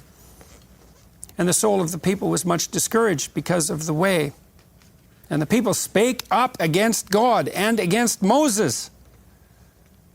Wherefore have ye brought us up out of Egypt to die in the wilderness? For there is no bread, neither is there any water, and our soul loatheth this light bread. I assume that's the manna. So they're not very happy with heavenly bread again. And the Lord sent fiery serpents among the people, and they bit the people, and much people of Israel died. Therefore, the people came to Moses and said, We have sinned, for we have spoken against the Lord and against thee.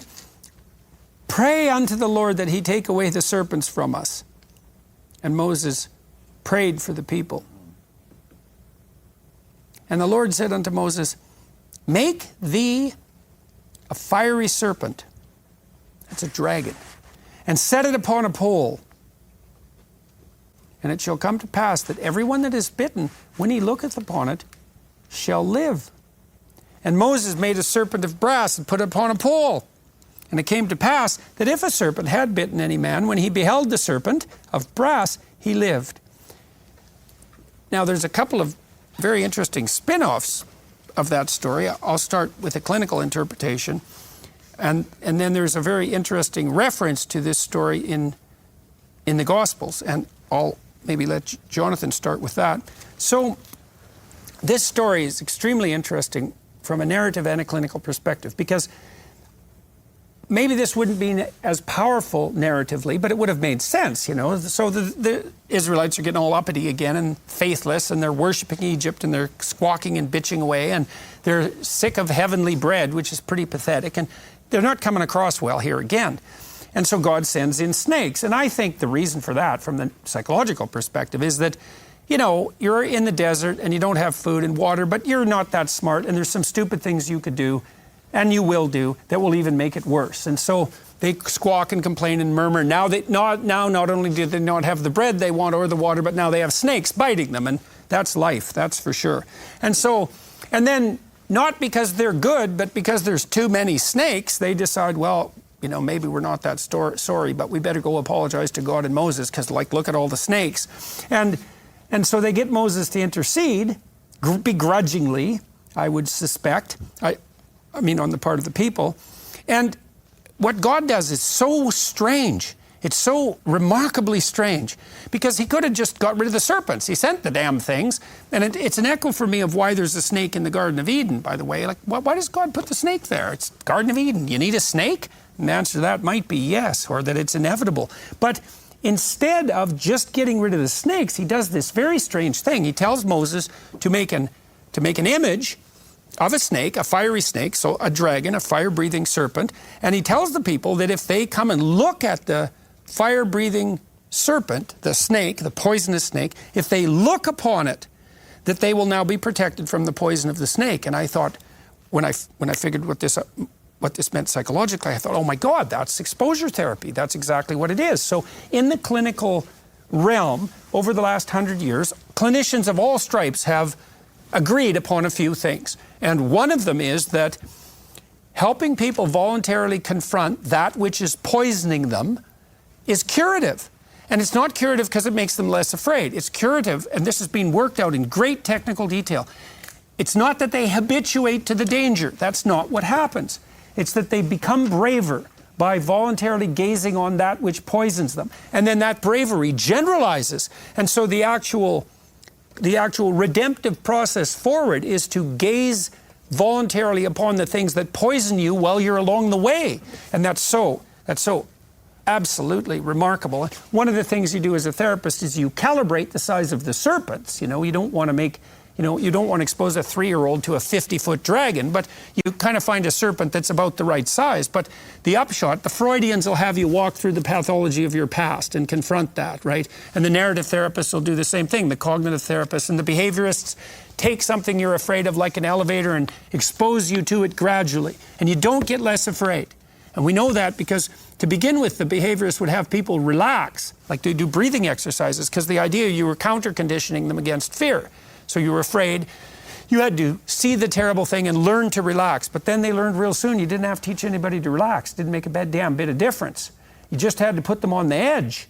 And so that voluntary confrontation with poisonous catastrophe strengthens you. And so now there's still serpents, but they can't poison you. And that's even a better deal because, well, there are serpents. And so maybe the mother can chase away all the serpents, right? But then the mother's the serpent. And so you want to fortify your people. You want to make them strong. And that's what's happening symbolically here. And that's so damn brilliant. It's amazing that it's encapsulated in this story. But then there's an even weirder twist.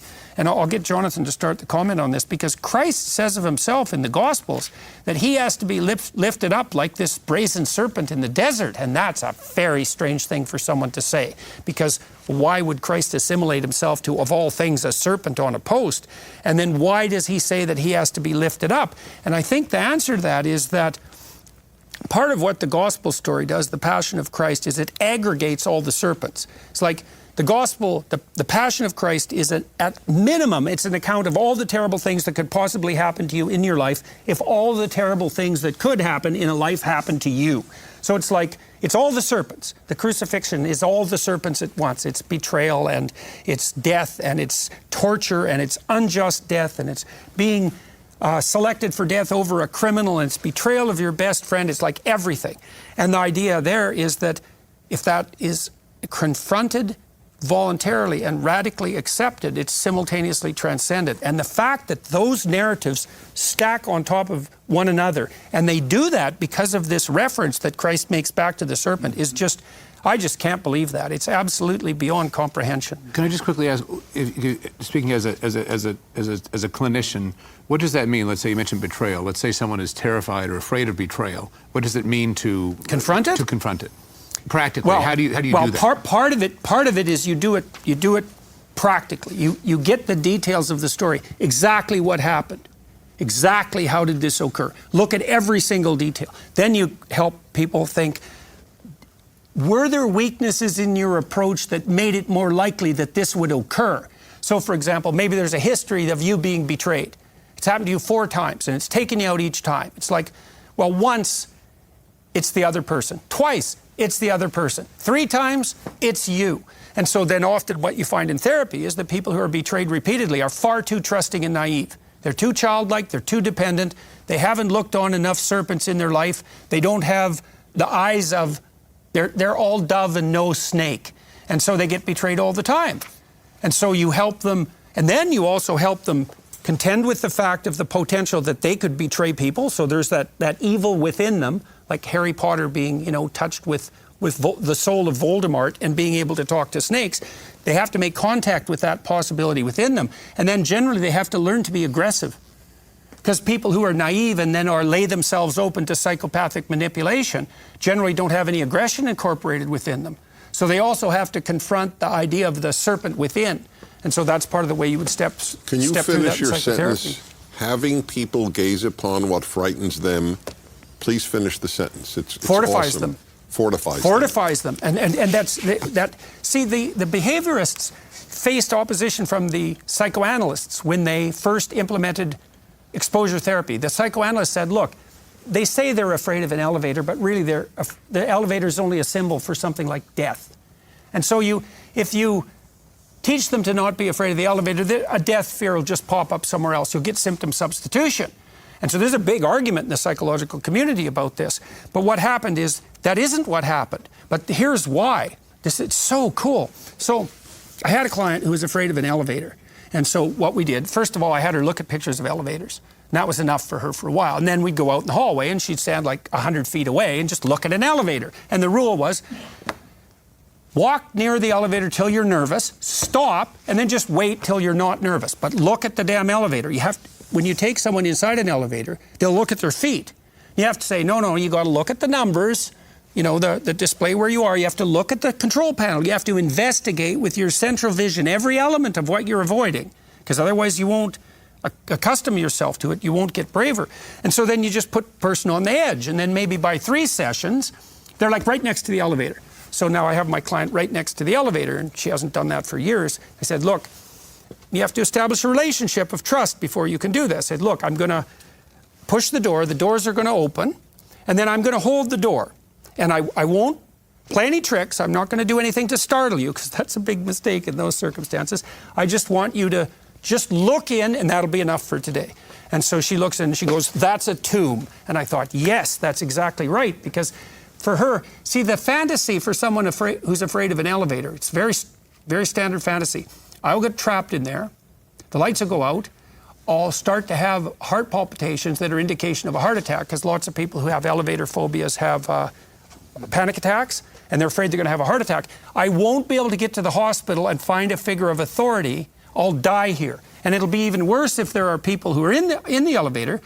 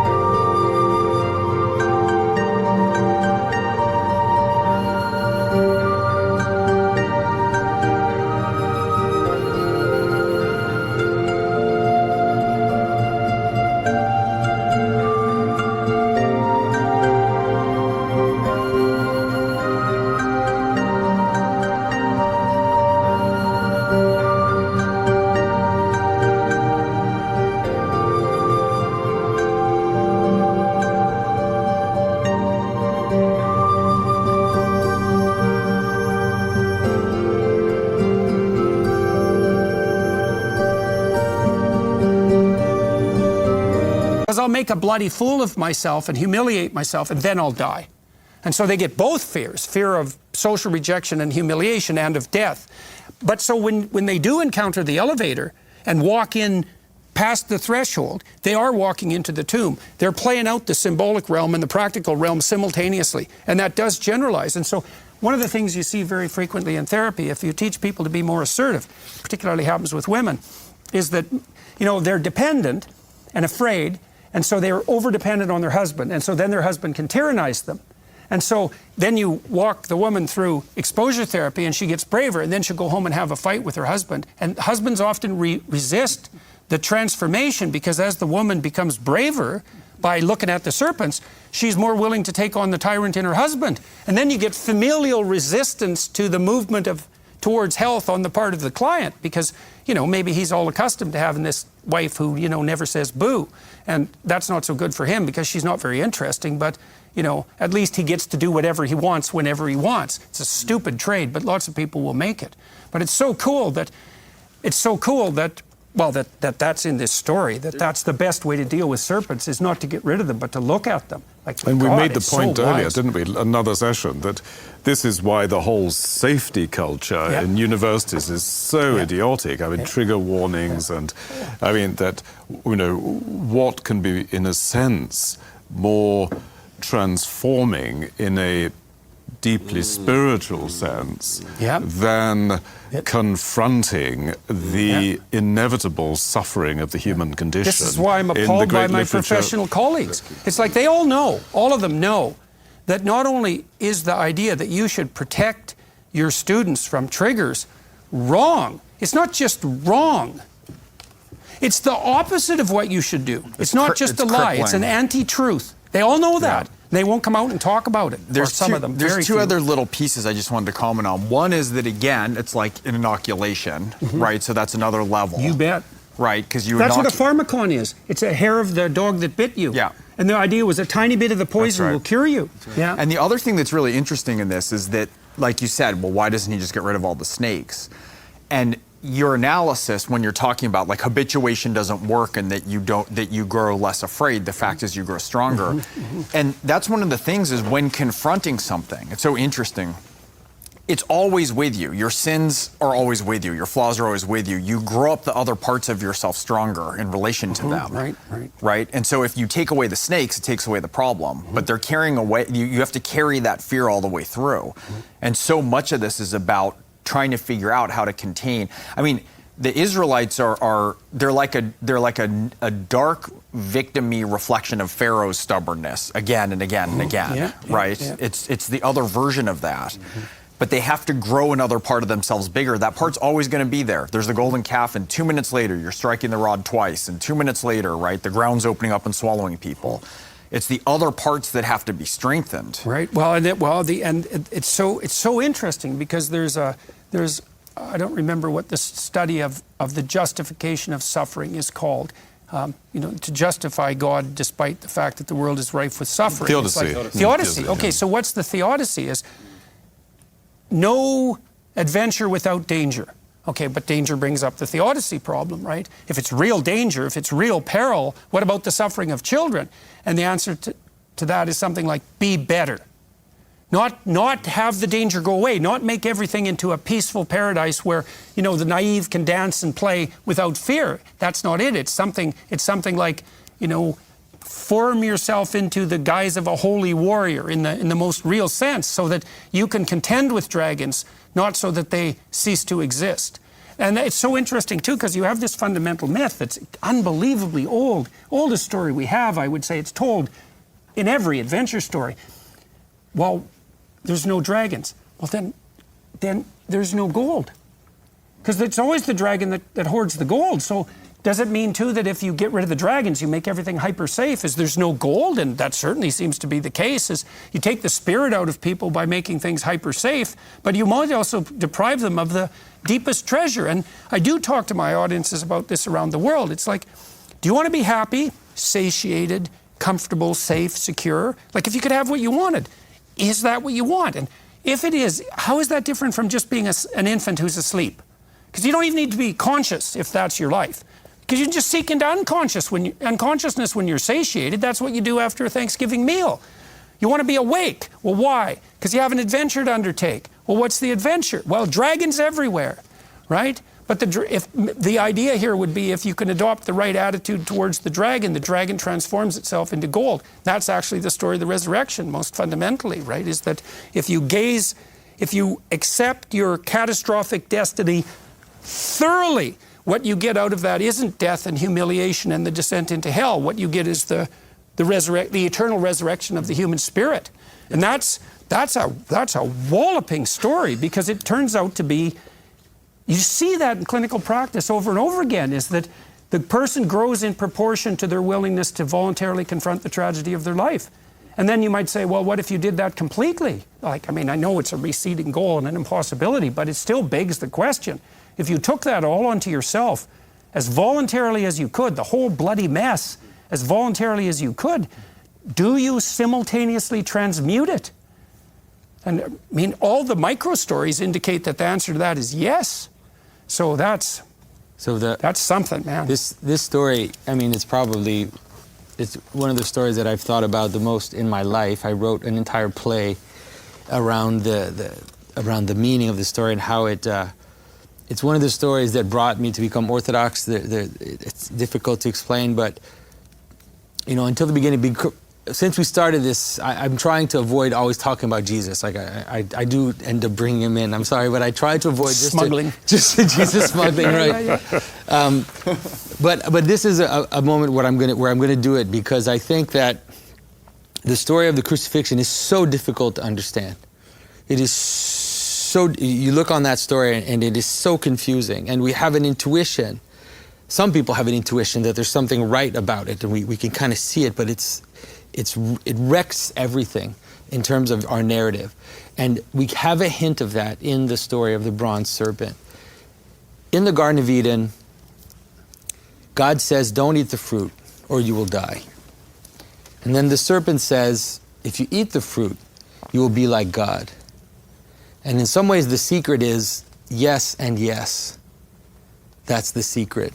The secret is, what you see in the story of Jesus is someone who is willing to eat the fruit of the knowledge of good and evil and die. Mm-hmm.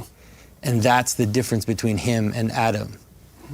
And there are many images in the story of the crucifixion to show us that that's what he's doing. He's standing between a good thief and a bad thief. There are many images to show us that what he's doing is eating the fruit of the knowledge of good and evil and is willing to die. And then that death becomes glory. Well, you see that as a pattern too. There's this great medieval image that made an unbelievable impact on me when I saw it. And so it's the tree of the knowledge of good and evil and the tree of life at the same time. And on the one side, there's Eve handing out skulls, apples, to people, and that's the distribution of death. And on the other side, there's Mary, who I think it's a representation of the true church in feminine form, and she's handing out wheaten hosts, and they're also fruits of the tree.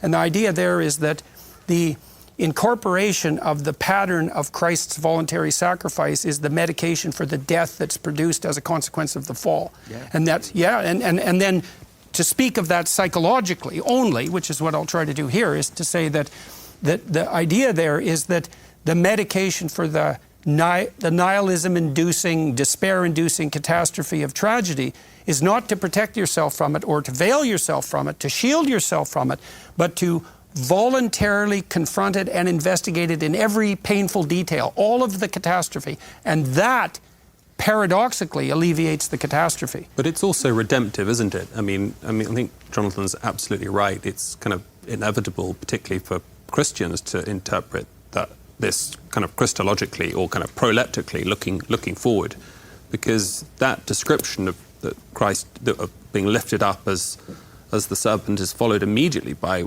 possibly the most famous verse in the whole of the New Testament, John 3:16. So John's own explication is following that lifting up phrase, one of three, I think, in the New Testament, is God so loved the world that he gave his only son, that whoever should believe in him should not perish but have eternal life. Right, so it was a kind of antidote here in Numbers, an antidote to the poison, an antidote to the consequences of their wrongdoing.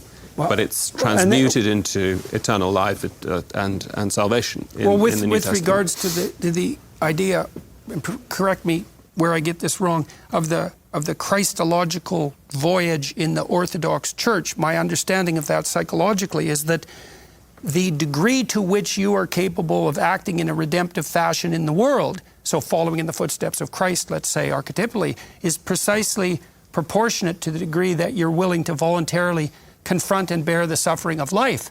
Then you think, well, you got to think about that practically. It's like, well, how could that possibly be any different? How could it be any different than that? Because you do owe God a death, and you're going to be betrayed, and all of these catastrophes are implicit in your destiny. And then you kind of have, there's only two ways to go about that. One would be, well, I'm not paying any attention to that. That's for sure. But everyone knows perfectly well that how often do you solve a problem by not paying attention to it? Like everybody knows, pretending it's not there. Everybody knows that just makes problems multiply. So you have to confront a problem to solve it. And so then you might say, well, do you have to confront the problem of problems to solve it?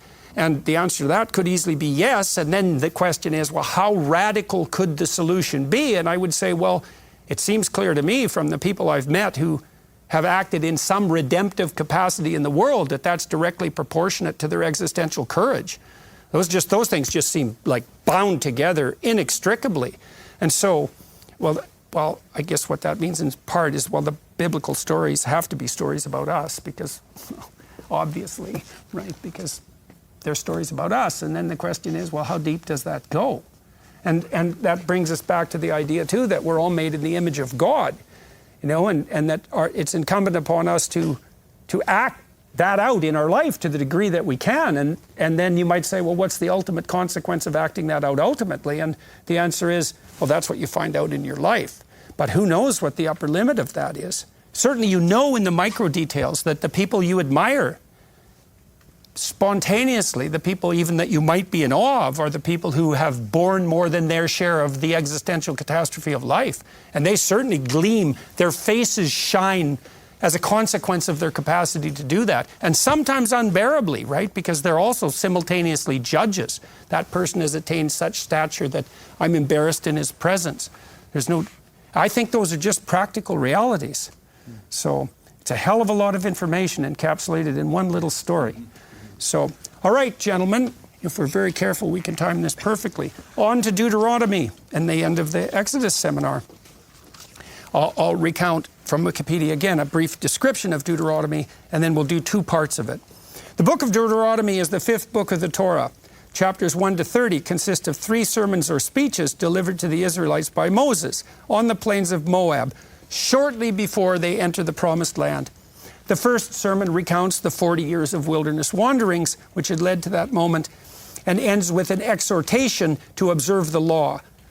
The second reminds the Israelites of the need to follow Yahweh and the laws or teachings on which their possession of the land depends. The third offers the comfort that even should Israel prove unfaithful and lose the land, with repentance all can be restored. So that's a replication of something that we've already discussed: reward, punishment, and the possibility of redemption. The final 4 chapters contain the Song of Moses, the Blessing of Moses, and narratives recounting the passing of the mantle of leadership from Moses to Joshua, and finally the death of Moses on Mount Nebo. And so we'll start with Deuteronomy 30. Which is Moses' warning. 30:11. For this commandment which I command thee this day, it is not hidden from thee, neither is it far off. It is not in heaven, that thou shouldest say, who shall go up for us to heaven and bring it unto us, that we may hear it and do it. Neither is it beyond the sea, that thou shouldest say, who shall go over the sea for us and bring it unto us, that we may hear it and do it. But the word is very nigh unto thee, in thy mouth and in thy heart, that thou mayest do it. It's so interesting that, that searching up the vertical dimension in some way isn't, you're not going to find it there by exhorting the sky. You're not going to find it by going into the earth. You're going to find it, the very word is nigh unto thee, in thy mouth and in thy heart, that thou mayest do it. See, I have set before thee this day life and good, and death and evil. And that I command thee this day to love the Lord thy God, to walk in his ways, and to keep his commandments, and his statutes, and his judgments, that thou mayest live and multiply. And the Lord thy God shall bless thee in the land whither thou goest to possess it. But if thine heart turn away, so that thou wilt not hear, but shall be drawn away and worship other gods and serve them, I denounce you unto this day, and that ye shall surely perish, and that ye shall not prolong your days upon the land, whither thou passest over Jordan to go to possess it. I call heaven and earth to record this day against you, that I have set before you life and death, blessing and cursing. Therefore choose life, that both thou and thy seed may live. And that's that pro-human injunction, right? That life more abundant. It's a moral duty to celebrate and worship life itself, despite its suffering, that thou and thy seed may live. It's an injunction to courage, existential courage, that thou mayest love the Lord thy God, and that thou mayest obey his voice, and that thou mayest cleave unto him, for he is thy life and the length of thy days, that thou mayest dwell in the land which the Lord swore unto thy fathers, to Abraham, to Isaac, and to Jacob, to give them. So Moses is reminding his people of their duty to the highest, to the association, and reminding them as well that there's an association between that and the very words that they speak and abide by. And that's that primacy of speech, right? That's an echo of the idea of the divine word, that and the closeness of God to proper speech and accurate speech. And he says too that heaven and earth testify to that, right? So that we talked about that a bit, James, with the emergence of the logos upwards and the heavens and the logos of the heavens downward. And so it's a reminder. And then go ahead. I would say briefly, thinking of America with the Constitution coming from the Hebrew covenant, this sort of a passage literally overwhelms me at times. In other words, America, with all the specious forms of freedom, is at this point. And we're talking about today as well as whatever. You mean this point in making this decision once again? Exactly. America needs to confront that. You can go one way or the other way. Mm-hmm. Mm-hmm. I read from an American historian, and it blew my mind. And tragically for me, I read it right after I had already completed my commentary on Deuteronomy. The American founders, he did a systematic accounting of sources that the founders quoted from the Enlightenment, from the Greeks, the Romans, and from the Bible. All of them. Montesquieu was second from the French Enlightenment. Deuteronomy was number one. Mm-hmm. Mm-hmm. Right. The most quoted book. And Jesus quotes Deuteronomy more than any other book except Psalms. Mm-hmm. Okay. All right, gentlemen, let's close with this. Right on time, by the way. The death of Moses, Deuteronomy 34. This great leader, he takes the Israelites out of tyranny. He guides them through the desert. And not only that, he sets up proper order while doing so. And then the very model of order itself, as it cascades down the centuries, the very model of order that those among us who have some degree of wisdom, present company both included and excluded, have set up to guide ourselves with in the manner we just described. This great figure dies, the death of Moses, and outside the promised land, right? Quite the catastrophe. And Moses went up from the plains of Moab unto the mountain of Nebo, to the top of Pisgah, that is over against Jericho. And the Lord showed him all the land of Gilead unto Dan. So he's up on this mountain. He can see possibility itself spread out before him. He can see what he's been journeying to all this time. God shows him that. And all Naphtali and the land of Ephraim and Manasseh and all the land of Judah unto the utmost sea, right into the distance, and the south and the plain of the valley of Jericho, the city of palm trees unto Zor. And the Lord said unto him, This is the land which I swore unto Abraham, Isaac, and Jacob, saying, I will give it unto thy seed. I have caused thee to see it with thine eyes, but thou shalt not go over thither. So Moses, the servant of the Lord, died there in the land of Moab, according to the word of the Lord. And he buried him in a valley in the land of Moab, over against Beth Peor. But no man knoweth of his sepulchre unto this day. And Moses was 120 years old when he died. His eye was not dim, nor his natural force abated. And the children of Israel wept for Moses in the plains of Moab 30 days. And so the days of weeping and mourning for Moses were ended. And Joshua the son of Nun was full of the spirit of wisdom, for Moses had laid his hands upon him. And the children of Israel hearkened unto him, and did as the Lord commanded Moses.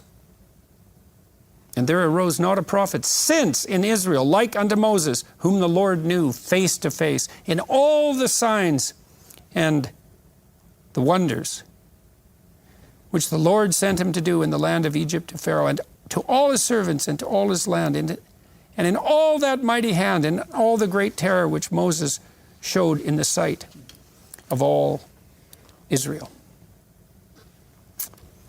God buried him.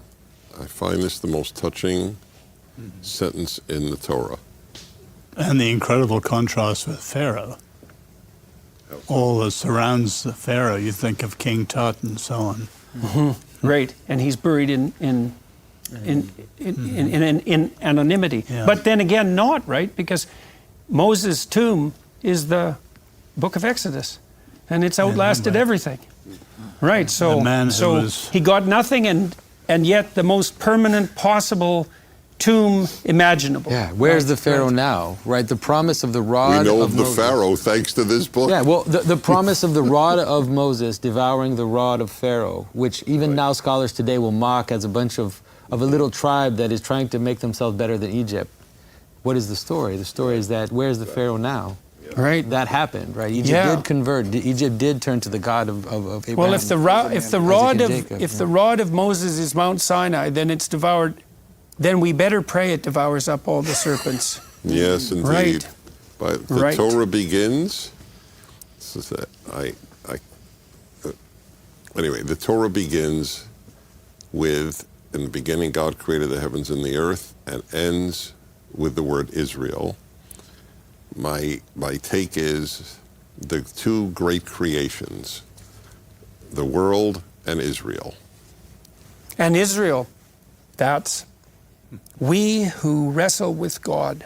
That's it. And gentlemen, it's two hours on the dot, pretty much, with a minute there for a bit of fringe exception.